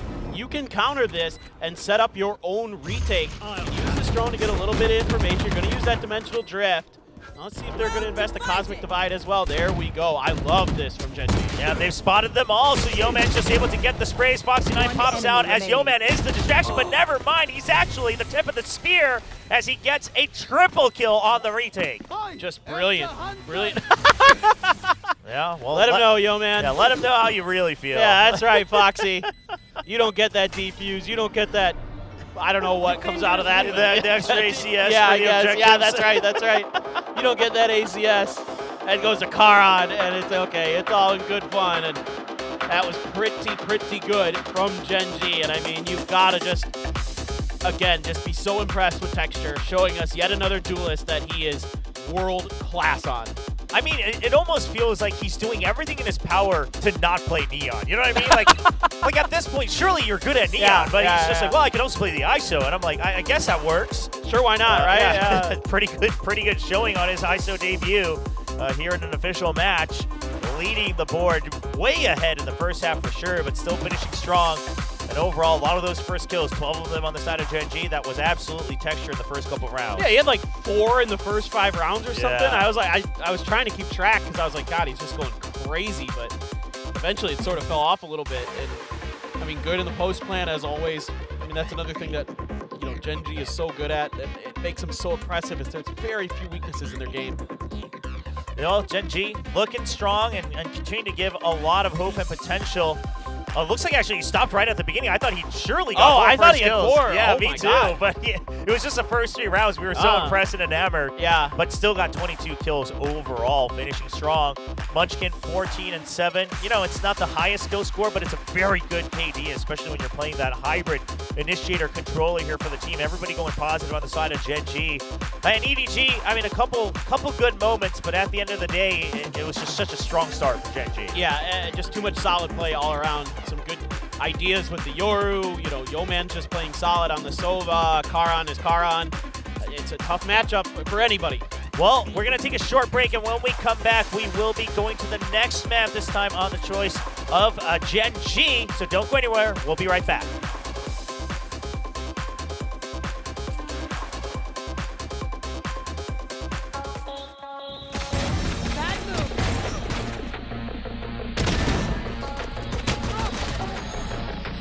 One enemy remaining.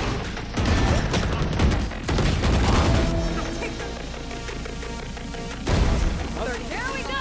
One enemy remaining.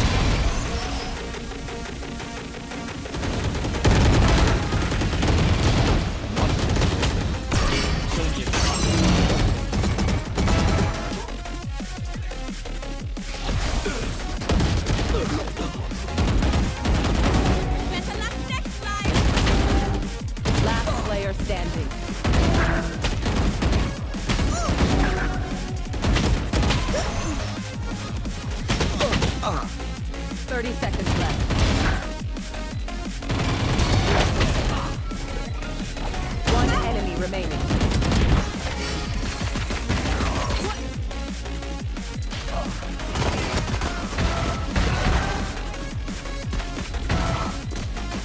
One enemy remaining.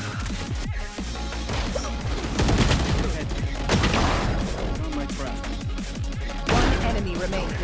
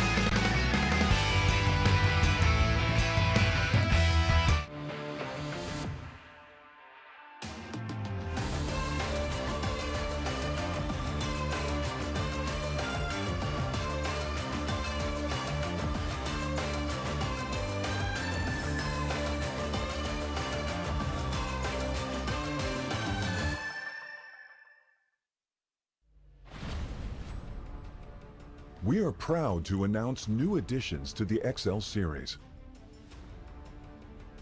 Both are using fast TN panels and newly upgraded Diac 2 technology.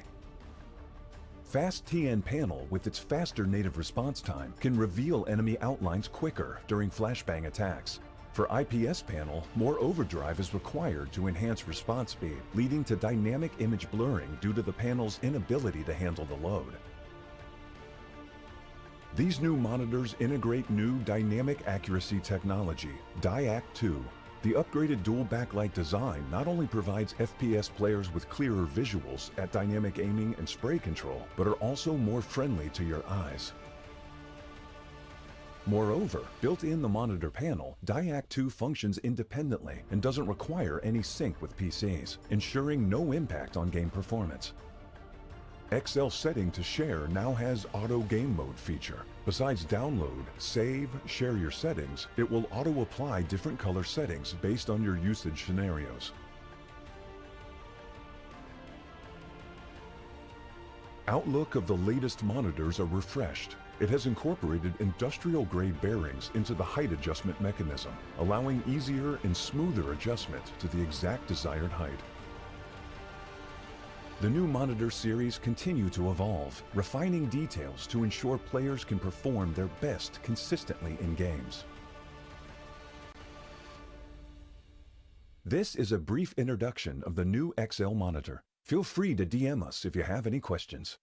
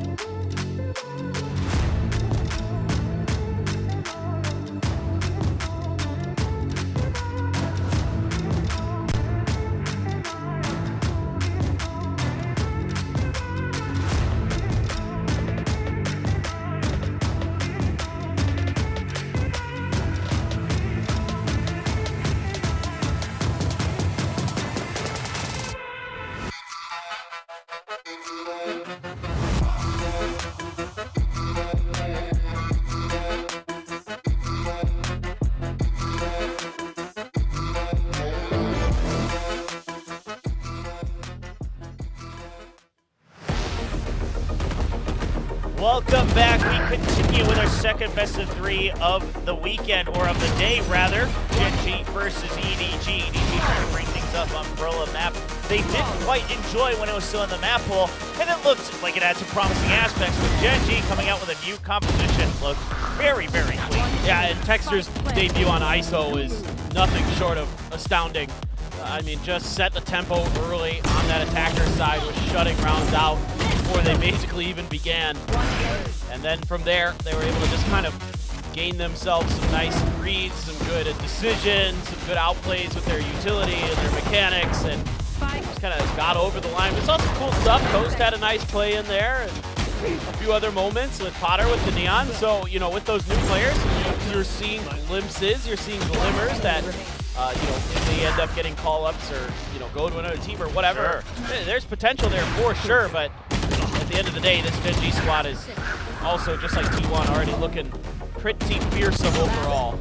Yeah, I mean, to have these rebuilds of these rosters or upgrades for some of these teams to look so promising already early on in the offseason, I think is great news for not just Korean fans, but Pacific fans, right? I think one of the biggest things that plagued Pacific for a long time was it's always the same teams at the top. But we're slowly seeing a shakeup, right? Gen G was a big part of that shakeup this year. It looks like T1 really trying to enter back into that discussion in the coming year. And of course, you know, similar story in China where EDG was the kings for so long. And we're starting to see some more life out of the other teams, but so far EDG, of course, world champions off of 2024, and the core looks to be strong just as well. Yeah, absolutely. And there's no doubt that, you know, when EDG is back up to their full 5-man roster, they are going to be very, very fearsome. Yes. It's impossible not to be to win a Champions and not be a fearsome squad. So, you know, here in this event, we're going back to Ascent, so we've had looks at these teams on this map, and you know, for Gen G, it looked pretty, you know, stock standard what they do. EDG as well looked pretty good though. I mean, Potter was stepping up, Toast was having some moments. You're seeing the great utility usage from Simon that really sets up those plays. So that's the thing that I'm really impressed with so far with EDG is Simon's continued just brilliance. You know, a lot of people think about like Ethan as one of the best like util players in the planet. Like, Sure. I'm starting to see things with Simon that I'm like, he might be that guy in a year, you know, even less. Who knows? Because he has been just so consistent with getting value.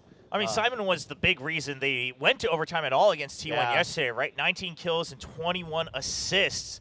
So really being part of nearly everything that happened in that game against T1 here on Ascent. We'll see if it's the same situation against Gen G today. It is going to be EDG on the attacker side this time. 4-man stack over onto B. Just going to leave the alarm bot and the oldest 3-man stack because Toast is over there too. He's hidden. They're going to try to make a pretty fast hit. Yeah, wanted to rush through if the smoke comes out in time. They've all been spotted. Util not available for use, so they will back out for the time being. A decent scratch against Simon and Potter, both of them being brought down right near the 50 mark line for the HP. But it's going to be an early rehit onto A short, so spreading out the map but not being too passive. That's good for EDG. Already taking control of tree, so they have a way to enter in. Toast winning that fight is huge. Chichu going all the way deep, just gets the info. They actually force Texture onto the site. He can't find the kill. He's stranded, and EDG will be able to take over the A site. Yeah, they're looking really clean here. Chichu even catching Munchkin trying to come in. Karan just left blindsided. All to Yo-Man. Nothing he can do. Chichu finds 3 in the round. That's a really good pivot. A really fast decision as well. So good play calling there from Nobody. Find a big pistol win. Yeah, I love that they just enter onto tree nice and early, and then because it's 2 people, they can risk actually pushing up against the window or instead of just hiding until the rest of the team shows up. That forces Texture onto the site. They just keep Heaven entirely in their control. They don't give it up. They want to fight actually in the back of sight. A great pistol round from EDG, finally taking the lead for the first time today. Yeah, let's see if they can avoid a little bit of an eco loss again. So last time that Gen G read them really, really well on Pearl, but Ascent has been a very different story for EDG. They're seemingly much more comfortable on this map with their new players, which they only had a couple days to practice together.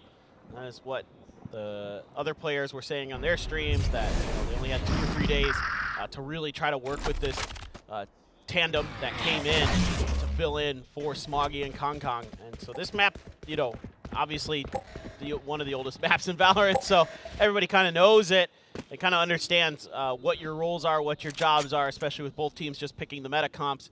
And so far, EDG has been able to really showcase that they have a lot of potential, even with a slightly different roster than normal. And there's the pop flash coming in for the entry. Nice paranoia to follow up as well. Pushes him away from the alley entirely. Potter holding on, and the spam through the smoke is good. Nobody there to support as well, so they're not leaving Potter out in the open for too long. Nice fragment. I mean, this is just step by step. always going to be a multi-angle fight every time, enemy and that makes remaining. the entry all so much easier for EDG as they look to finish things off in a flawless. Nothing to say other than phenomenal. May the Big wind smiles guide your blades, on the face Jet, of EDG. and my arrows. Gen.G gonna have to tighten the screws a little bit now because they're getting pushed around the map quite a bit. Nobody in Chichu and Potter have yet to die. Simon as well, but it's been very, very clean with only 1 death in 2 rounds. They're gonna get that Odin into play. Not enough money for the operator, of course, just yet, but for Gen.G, that's a big part of the equation. Get Texture that operator, get him comfortable, start just taking control of mid in particular. He's just so fearsome. Bit of exchange of utility there. Munchkin gets pinged. Yeah, pushes him off just a bit, and now that's full main control. Again, early tree control as well, but Potter this time all alone, not quite aware that Munchkin might be hugging the wall, so that will slow things down. Texture is ready for another peek. Chichu suspects it, but Texture is quicker on the trigger, has a better angle on that swing out. Now you got a bunch of players that are just going to try to brute force their way through A potentially. Gen.G just be able to kind of spam and hold the line. Yeah, Munchkin already claiming 1 life. One Ooh, enemy but now remaining. the remaining weapon's not good for these long-range battles either. So while EDG would have loved to at least do some damage, especially because it was 3 members on half armor here for Gen.G, so you had an opportunity to really make it sting. But at the end of the day, Simon's just going to have to wait to see if Gen.G pushes out. If not, I'm sure he'll peek out in the last 10 seconds or so. You know, make sure that he at least goes down and gets some extra creds as he wants to upgrade his weapon in the future. Let's see if Gen.G kind of just lets him be even towards the end. I presume they'll just hold the angle all the way to the bitter end of the round, and EDG surely 30 seconds kind of left. reconsidering options. Flawless. Texture will be the one to pick up the kill. Yeah. So, okay, mission accomplished. You're able to respond with a flawless of your own after getting flawless on your eco, so let's see now. Pockets are going to be fairly deep here for EDG. They're able to save up a decent amount of money there. Get some buys going, but yeah, just holding angles. One enemy Gen.G just remaining. winning those battles cleanly. 30 Some seconds headshots. left. Crosshair Flawless. placement is king in that round. Just look to spread the map a little bit more maybe here for EDG. I'll Showing find us a them. little bit of a different formation. A couple players with the Killjoy, with Chichu this time, instead of him and Toast who are on the other side of the map. So trying to maybe see if they can collapse on the mid, if there's any push out. No operator yet to speak of. Oh, barrel shown, and Potter, he's able to try to readjust with a jiggle, but it's still Texture who comes out with the frag. Only 5 HP left, though, so Texture more so just going to be a scout at this point onward for this round. Holding Right here. far back on mid. Alarm bot cleared nice and early. EDG Take wants to put the flight. pressure on. They know the Jet has to be weak, so you want to pressure that a bit further. Nobody has been tagged. There's the Odin. Now you know where it is. It's holding close here on the B site. It's a lot of pressure on Chichu to try to get control of B main if they want to do anything. But Simon opens things up. Gen.G now a little bit lost and confused on the intel. He's even going to get a tag onto Charon, so keeps him tied up. Make sure that he's blinded with information, but Charon with a fast re-clear as soon as the suppression dies out. And that's the call for Gen.G to remain here on the B site. It's a great move by Yeoman, sensing the pressure. Not going to get touched by that alarm bot. Oh, Chichu's so weak. He feels the pressure from behind as well. And he has no option than to peek out. Yeoman with another kill. Simon gets one with the fragment, but Paranoia. he's 30 staying seconds alive. left. They do eventually have to plant the spike. Yeah, that was a great paranoia there. Keeping Spike Yeoman planted. alive for this 2v2. Still got a couple shock darts to play around with as well. Simon, I guess, could pop the null command, but I don't really see a Last reason to. player Not when you're standing. just shooting him in the head. And now just a close 0 point. They know he's already entered onto the site itself. So Charon position for Neo. He enemy swings out remaining. for a nice kill onto Simon, trying to find the last target, but there's too many angles to clear, and Toast will be able to clutch things up. Yeah, that looked like it was going to be a pretty solid round for Gen.G, but after they had given up space, I don't know if they were expecting maybe a retreat from EDG or something, and then they win that big 1v1. Simon has been so good on this map against Munchkin, and that really breaks open a ton of space. And Charon's left on an island on A. He's just stuck in a corner trying to figure out what to do. Yeoman's trying to get the heck out of B so he doesn't get sandwiched between main and market. And everything just kind of falling apart there for Gen.G with the protocols. Yeah, we'll see if they can regain a little bit of control with the operator now. Try to be a bit more calm, have a bit more of that system back in place that they were so well known for throughout the 2024 season. Texture holding a closer angle. He's actually going to drop down. He wants to reposition. Maybe hold close, maybe start to peek out of tree as they don't see any more information. You do have the Nano Swarm to help delay on main, so Gen G feels comfortable leaving Karon on his own for the time being. Yeah, and you've got a couple players over towards B. It's just Chichu, though, for EDG, as he's trying to maybe out-duel Foxy9, but Foxy playing ahead of the turret, actually. That's dangerous, but he's able to win it. Yeah, it looked a little risky, especially because Gen G was setting up for a recon play, it looked like, from Yeoman. So Foxy9, there was a chance that he wasn't ready for it, but he'll win out, even if it's only with 45 HP remaining. That empties out the B site for another 10-20 seconds if a rotation comes through, and Gen G happy to hold their ground here on the A site. Texture, operator in hand. Here comes the res from a little bit further away, but Karon's still going to stop the force on there in main, and Texture and Munchkin chaining together an extra kill each to shut down the advance on tree. Yeah, that's really clean stuff there. Texture able to slot in nicely to help out at short. Big win for Foxy9 in that 1v1 against Chichu. That's a really important piece of that round because it really limits the options for EDG there. And Gen G knows it. They can keep that 3-man stack. Tough position to be in. Simon tries to pop it up. Okay, that's nasty. That's what it was. I thought it might have just been like a spam through the smoke or something, but goodness gracious. Karon very quick with it. God, that was outrageous. He's so good sometimes. No, not sometimes. All the time. He's like so good all the time, and then he's like great other times. Yeah, exactly. Right? Oh no. Oh, Munchkin holding close. This time with the Phantom. It's not even a judge. And EDG, they kind of suspect a bit of a play, but because they're the ones with the weaker weapons, they expect Gen G will be holding at the entrance of A main. Not close. Whew. Okay, 2 HP. Well, it's more than one. Double, in fact. See if that's going to be enough to keep him alive a bit longer here in the round. You know, Texture is looking to see if he can catch him trying to pass out the other side. Guardian at range there for nobody. There's the shot for Texture. There's the finish for Karon.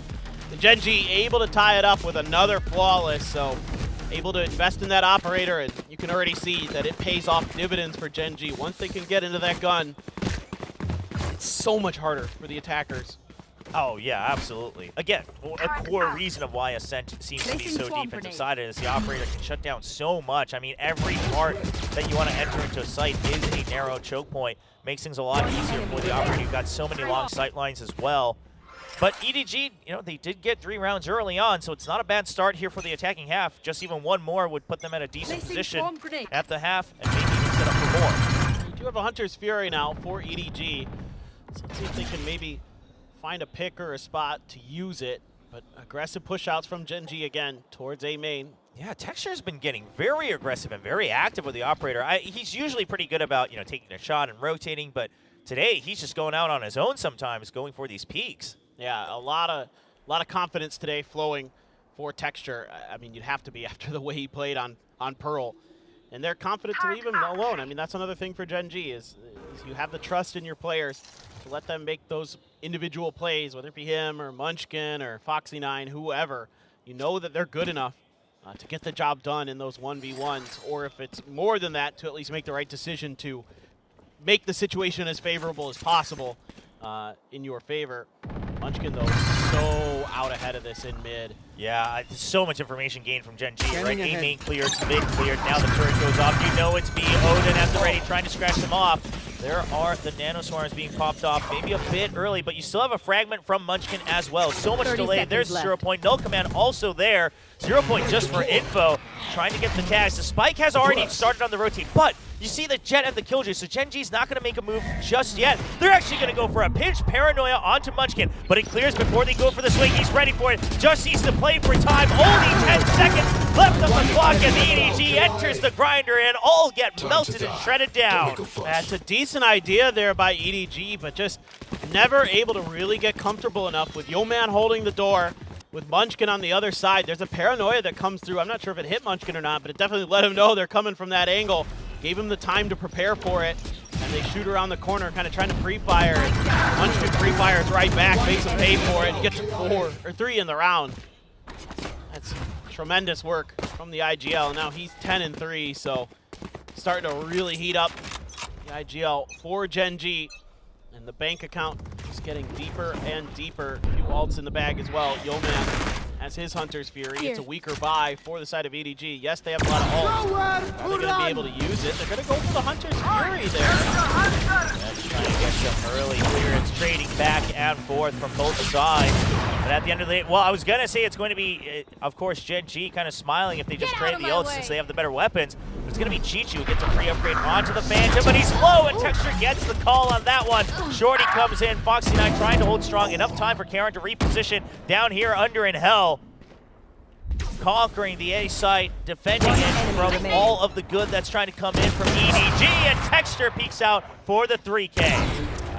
Man, very sturdy. And now it's kind of business as usual for Gen G. Let's win and get out A of little here. more focused up now. Trying to see if they can really extend this lead, and some big ultimates invested there. The Hunter's Fury, the Blade Storm. Really trying to get some value out of those. Still a lockdown, but Texture, great awareness there. Great comms for Gen G to understand that he was pretty beat up. Must be calling for it, and Texture is going to deliver on the goods. Love to see it. 5-3. Swamp grenade. And the Hunter's Fury was used as well for Yeoman there to try to set up Munchkin. Didn't work out, but in the long run, around it. You should run. Totally fine. Gonna use that lockdown. No counter available. Karan's gonna have to tuck into the corner to avoid the detain. Does have the Frozen Shadows as well if he wanted to reposition or maybe beat them out, but for now it's just a paranoid to buy time. There's a good ping, and he's good for it with the headshot right through the smoke. Also catches in Potter, who was already at the site, and that just leads to a flawless for Gen G. Yeah, it just doesn't feel like EDG really accounted for that extra space that the lockdown in that position gives for the defenders.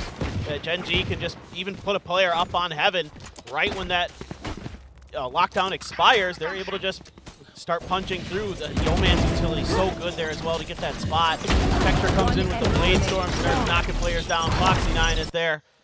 It's just a slaughter. And EDG, such a good start on this map, and seemingly starting to unravel, as that's 5 in a row for the black and gold. It's a good dart. Perfectly lined up. Texture not wanting to show his position in any way, shape, or form. He's got the tailwind, so he's going for another aggressive peek. He gets one, but he can't quite make it in, but there's cover. There's always somebody next to Texture, allows him to stay on site with another one. Toast baiting out the second shot. Sets up nobody, and he's good for it. So eventually, they take down the operator, but at what cost? Giving so much information and not gaining much away from it. Yeah, it's tricky now. That operator out in the open, but could eventually get scooped up.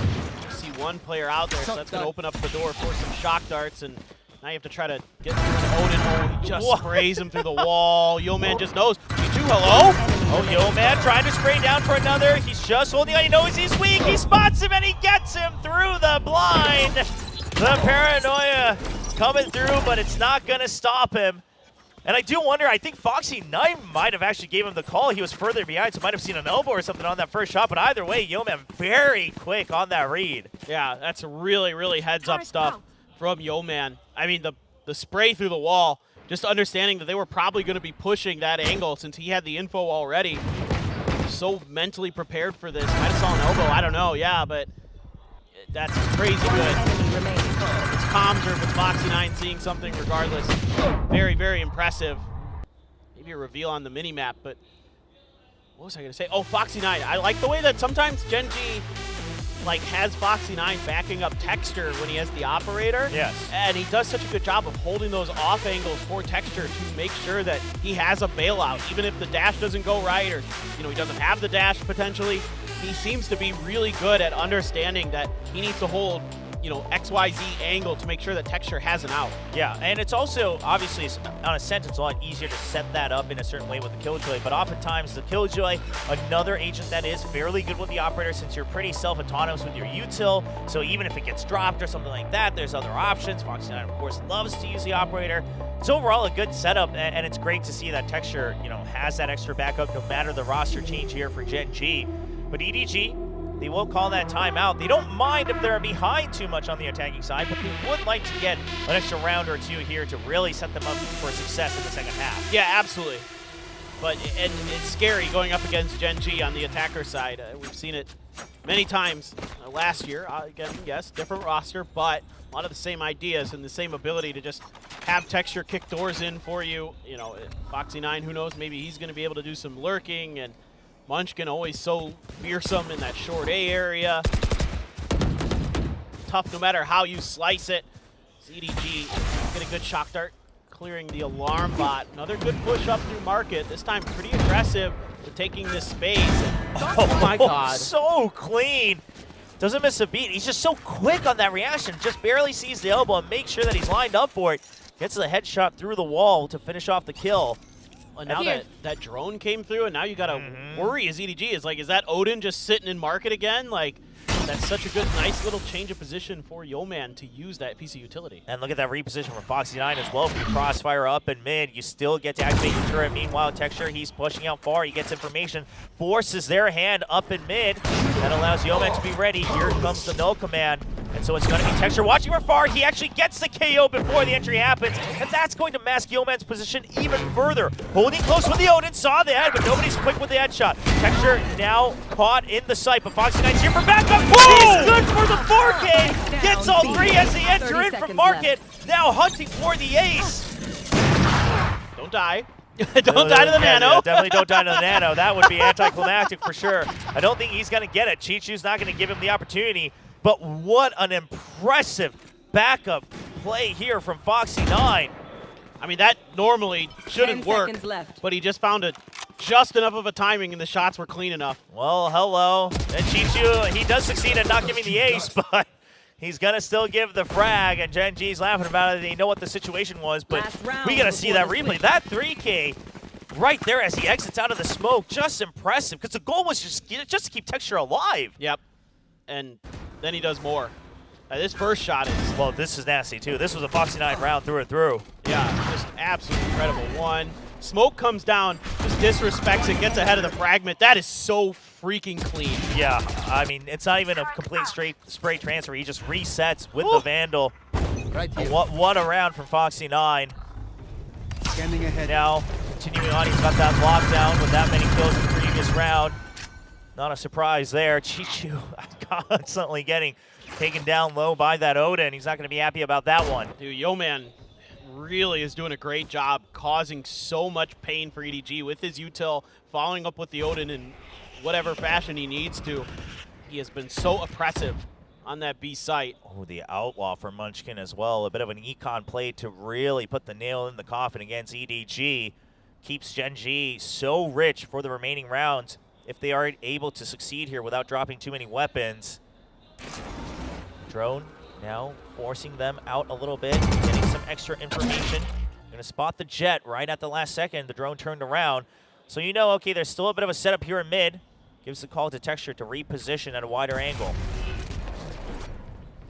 Oh, he's good for one. He fires off the second shot, almost gets another, but will back out, buys time with the fragment. The spike was dropped, so you know at the very least for the next 20 seconds or so, it's not going to be a B hit. If it is, it's going to be a Hail Mary sprint all the way at the end. You got to pick up the spike there. Potter, left. he will eventually go back and retrieve it. 25 seconds left.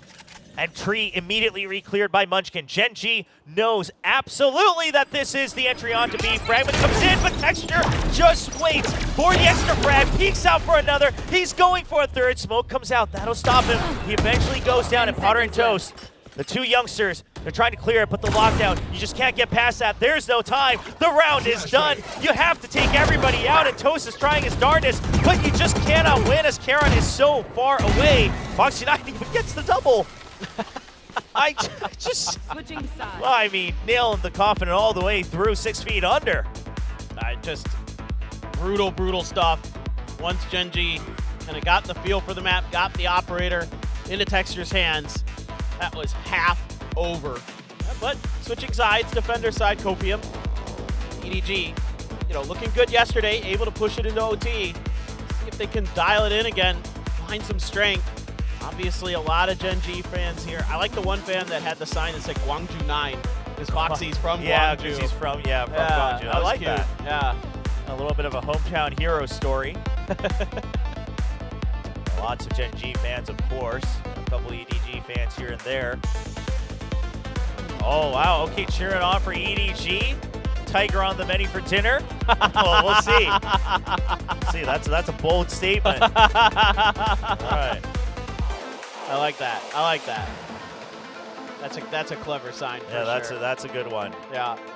I mean, listen, obviously, yes, Gen G, they're the Korean team. We're in Korea, but at the same time, I mean, so many Korean fans were impressed with EDG after Champions, and who wouldn't be dude. after that run? And while Kangkang and Smoggy aren't participating in this event, it's still the same core, and you're hoping to see more no matter who wins. Absolutely. And certainly, a lot of fans that went to see Champions here in Seoul, in Incheon technically, I guess, but, in Korea, had to have been enamored with EDG and the way that they handled themselves and the personality that, players like Kong Kong bring and all those things, obviously really endear you to a team like EDG. So, yeah, I think they had to have accumulated a few extra fans here and there, but the KDA is not looking so good right now for EDG. And onto the attacker side, and Genji setting up with a bit of a three-man mid-push. Potter senses danger, decides to get back out of there. That's a great flash, though. Oh, well timed, and we see very small variations of that play so much, but this was a clean one.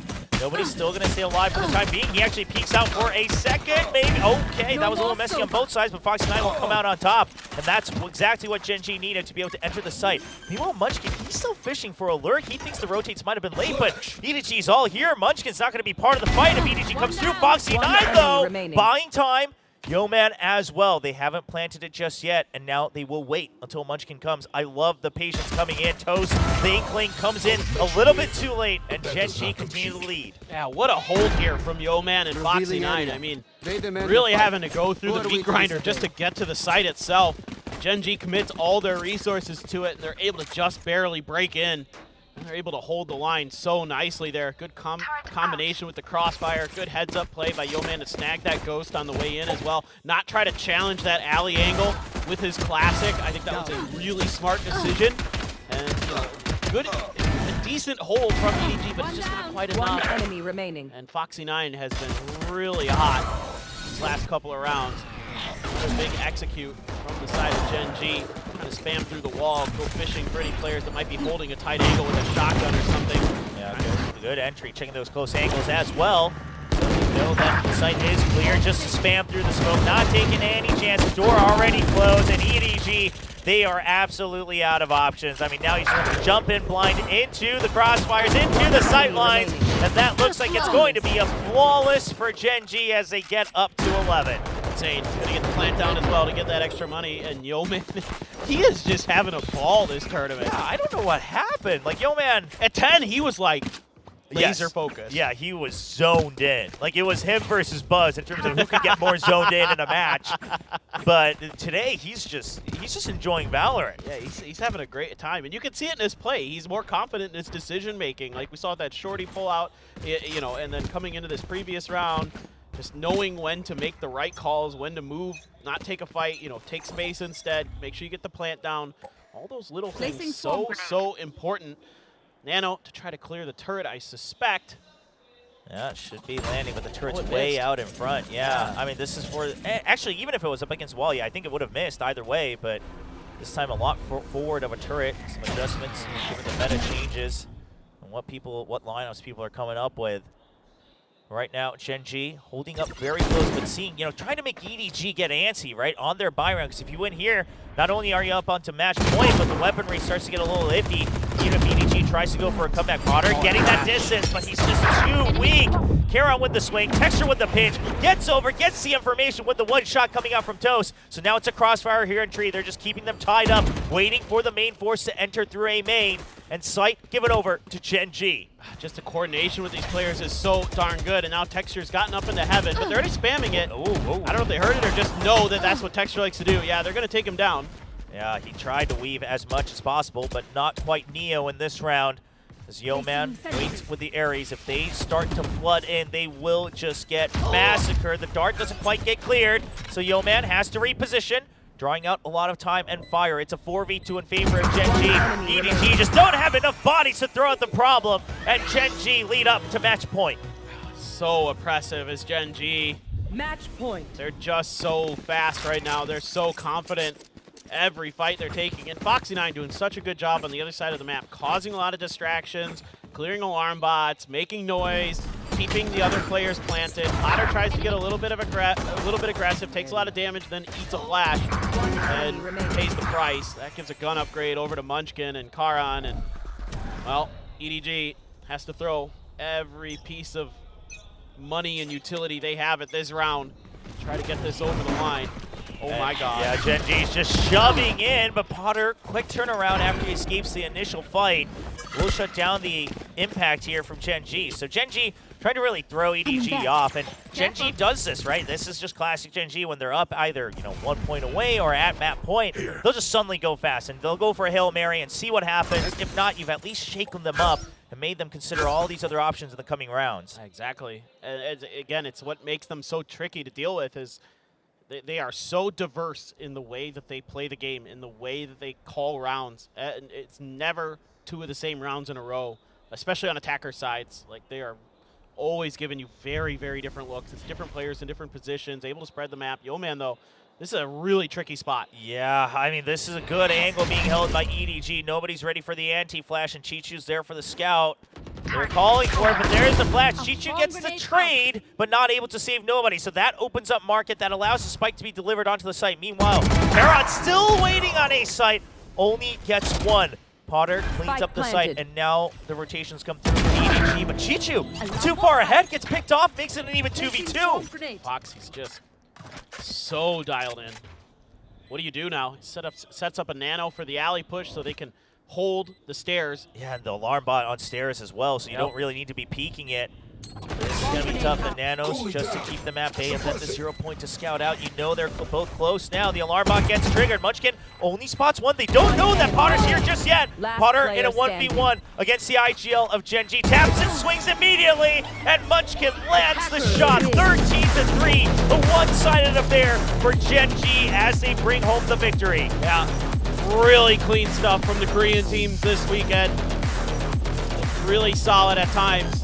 Gen G just cruise control after a few rocky rounds to start Ascent. The rest of the way through, it was all Gen G.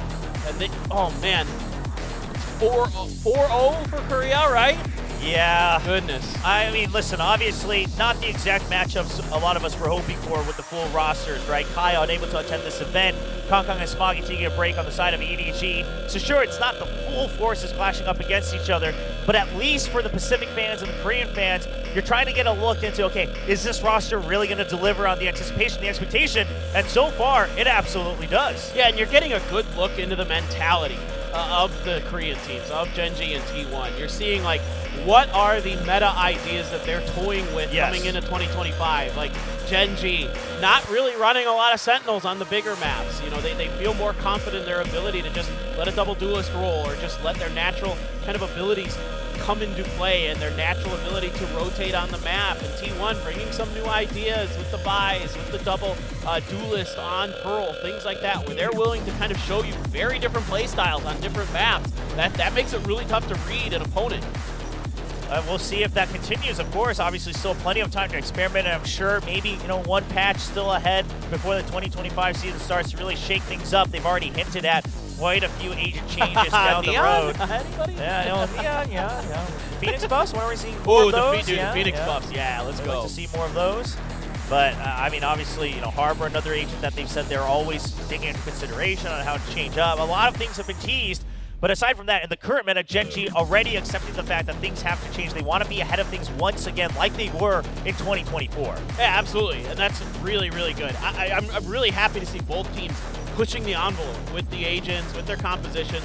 It's Ascent, but that doesn't matter. Everybody plays the same comp map. Yeah, and someday that map will surely get changed or leaving the map pool or whatever it might be. But so far, Gen G and T1 looking good. Gen G taking the 2-0 victory once again against EDG, and that leaves this weekend with the Korean teams dominating 4-0 against the Chinese representatives. That is it for the matches, but we will have a chance to kind of review everything that happened to, not just today, but for the whole weekend. Of course, still award ceremony as well, as we do have a trophy. We got some of that prize money to deliver, but for now, let's enjoy some of the highlights from this match between Gen G and EDG.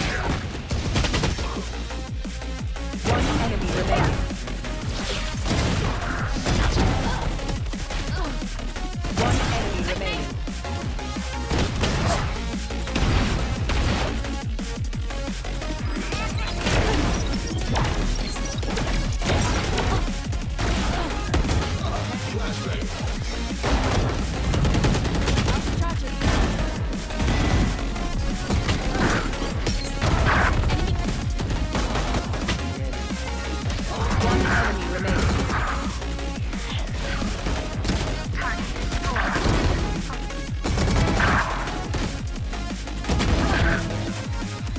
One enemy remaining.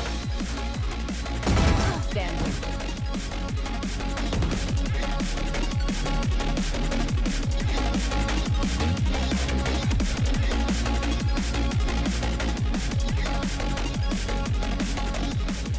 A dominating performance by Gen G against some of the reigning champions of EDG, and of course a couple of the youngsters that they're giving a chance here during this off-season event. But nonetheless, impressive stuff from Gen G. I think a lot of Pacific and Korean fans will be happy about that.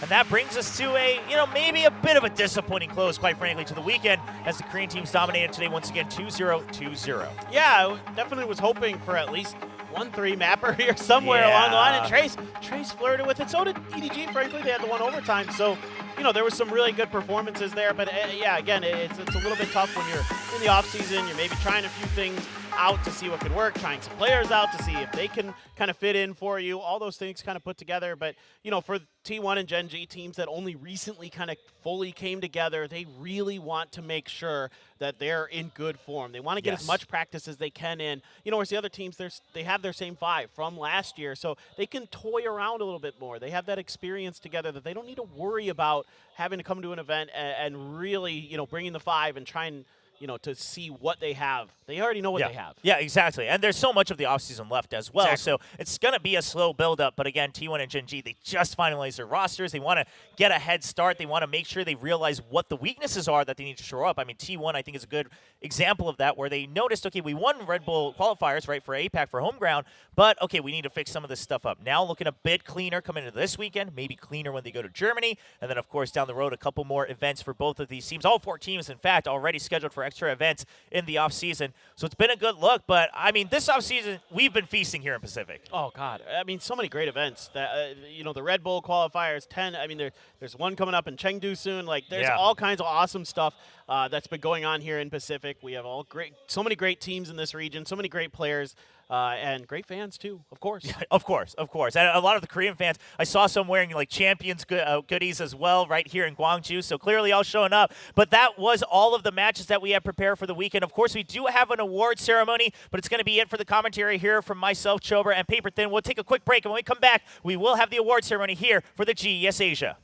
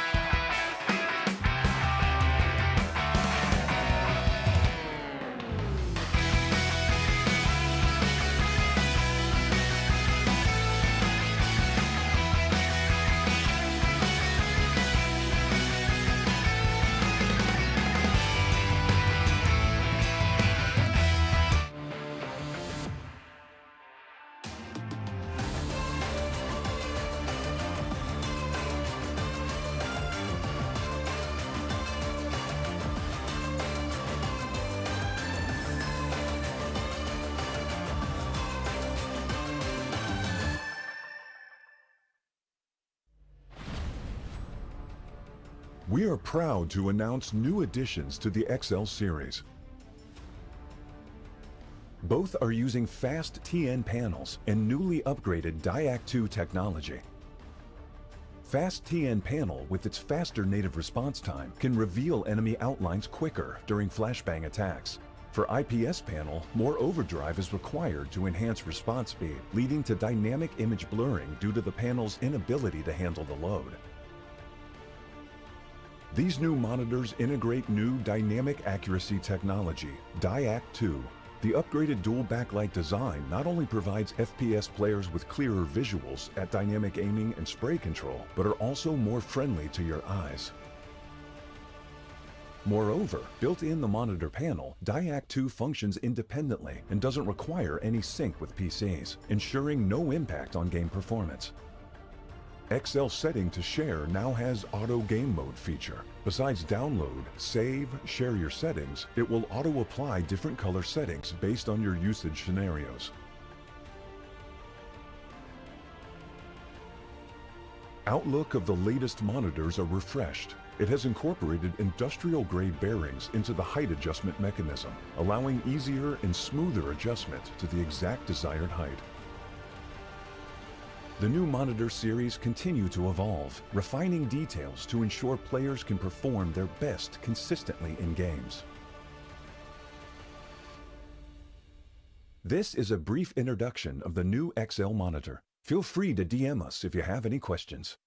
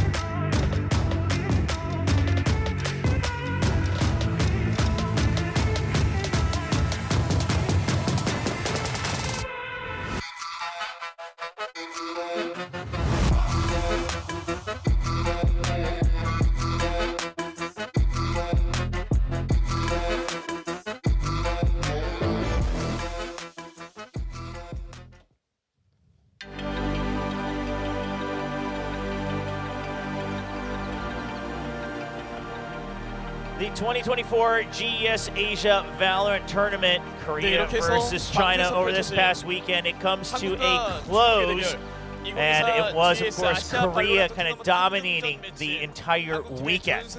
Yeah, just a really tremendous performance from T1 and Gen G. A lot to look forward to in 2025 for both of those squads. And still some more off-season events to come, so what a tremendous weekend we just had. A lot of fun to get to see what these teams are capable of. Absolutely. And, of course, on the Chinese side, again, neither team able to really field their full roster. So that is a bit unfortunate, but it's more off-season events for those two as as well, and especially, of course, notably, a big one being held in China itself. So curious to see how they'll look towards the end of the year when the Radiant Asia Invitational happens. But yeah, plenty of more off-season events for all 4 of these teams. So I think more than anything, for the winning teams and the winning region this weekend for Korea, it's just a lot of exciting hope looking forward to 2025, especially given the roster swap. So let's welcome them onto the stage. Here we go. 자, 축하드리겠습니다. Gen G 모든 and 맵의 T1 선수들이 거머쥔 Gonna 젠지와 come out on the stage to a big round of applause from the fans here. Sold out crowd both days. Really awesome stuff here in Gwangju. And just great performances all around. I mean, a lot to be happy about. And excited. I'm so excited for next year, dude. It's for VCT. Oh my God. Yeah, VCT Pacific. When we heard all the news, it was already pretty exciting. But again, we've been disappointed before, so we were all a little cautious. But I think looking at how they're all performing throughout the offseason so far, it looks good. Just hearing Karan's thoughts here.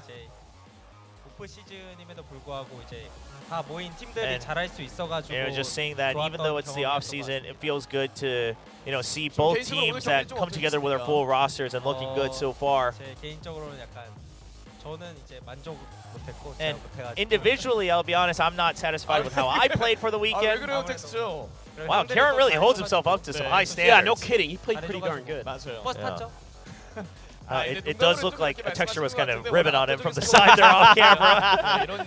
Well, I mean, come on. Texture was frying the whole weekend. Bro. Yeah. Some high standards here for Gen G. But there's so many fans out here in the audience, so it looks like we might have a chance to hear from all of the players, right? Normally it's going to take a little while, so we thought we might skim over it, but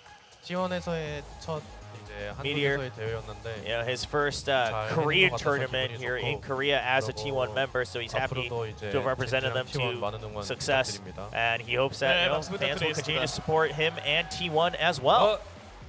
I have a feeling they will. Yeah, I think so. 스타트 되게 좋은 것 같아서 기분이 좋고요. 그리고 또 뭐 Texture, 제가 뭐 광주나 부산 이런 데 feeling 언제 good 와보겠습니까? 또 이런 that 좋은 it's a good 기회가 start in 있어서 the 너무 off season, 좋았고 and of 만나서 course, 너무 좋았고. Texture also from the southern part of Korea, 앞으로도 so 이제 he's 뭐 just 많은 happy 대회가 to have an 남아있으니까 opportunity to 많이들 come out to the other 잘 parts 지켜봐 outside of 주세요. Seoul 열심히 해서 and to meet with the 재밌는 fans, 경기 and plenty of 보여드리도록 more 하겠습니다. opportunities awaiting them.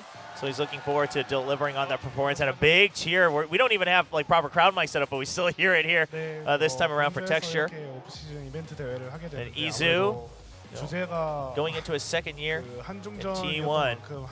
And while it was a Korea versus China tournament, he's happy that Korea was able to kind of dominate, since there is a little bit of regional rivalry across a lot of esports here. And he hopes that, all the Korean teams will be able to bring some good results. I like that Texture's like looking at, just his baby growing up on the side. He's like, yeah, that's good, that's good. Buzz also his first kind of home ground tournament as a T1 member. And he's just happy that they came out victorious, ending on a high note, and he'll be working hard for the next opportunity, which again, as we mentioned for T1, it should be that Red Bull home ground tournament coming up, the main event. Foxy and I just all smiles, in the hometown of Gwangju. So he's happy with that, and he's very, very appreciative of the staff as well on Gen G for all the support. And thank you so much to the fans for cheering them on all weekend. He just looks happy on this season roster. He's just such a happy guy. Yeah, he always has been, actually, even on DRX. Yeah, he's a pretty jolly guy. And now Sylvan, again, happy with the clean sweep from the Korean teams and just thanking the fans. A bit on the quieter side, always has been, but I'm sure he'll grow into that T1 jersey. And Carpe, of course, not on the starting 5, but still on the roster, still part of that T1 organization for Valorant. And just happy to have had this opportunity. So it looks like he's consistently going to be that sixth man here under the banner. And Munchkin just hopes that we'll continue to have more events, on the other parts, in the other parts of Korea as well, outside of Seoul. And just asking for all the support, Stacks. Thanking the organizers for this opportunity and thanking the fans. The players really racking their brains to see how much more original they can get down the line here. Just waiting for one of them to be like, 감사합니다. Yeah, just thank you. Yep. Yeah, but Yeoman actually giving a shout out to the venue as well. Just happy to have had a chance to play here in the Gwangju Esports Arena. We love to see that. And HSK and Solo. HSK, he was hoping that they would do well because it was Foxy9's hometown. And he's happy that they could deliver. And Solo, happy to represent the Korean teams and just thanking the fans, just keeping it short. 아니 사실 네, 쉽게 볼 수 없는 그림이긴 합니다. 이렇게 두 팀의 Yeah, and I mean, it's great to see. I mean, T1 and Gen G also just she's such massive brands in Korean Yes. esports. Huge. Huge. And it's great to see them have success, to put these rosters together, to give these players the support that they need to be successful as well. These coaching staffs and the other staff behind the scenes that help support the players and everything. It's been absolutely phenomenal for these guys the last couple of years, and it only is bright the future here. Well, thank you so much to everyone who joined us, and good things ahead for VCT Pacific and Korean Valorant. Thank you to all the players, of course, for the great performance, and I think you should be excited for these two kind of super squads here on the Korean teams of T1 and Gen G. Thank you so much for watching, and we'll see you next time in another offseason event here in the Pacific.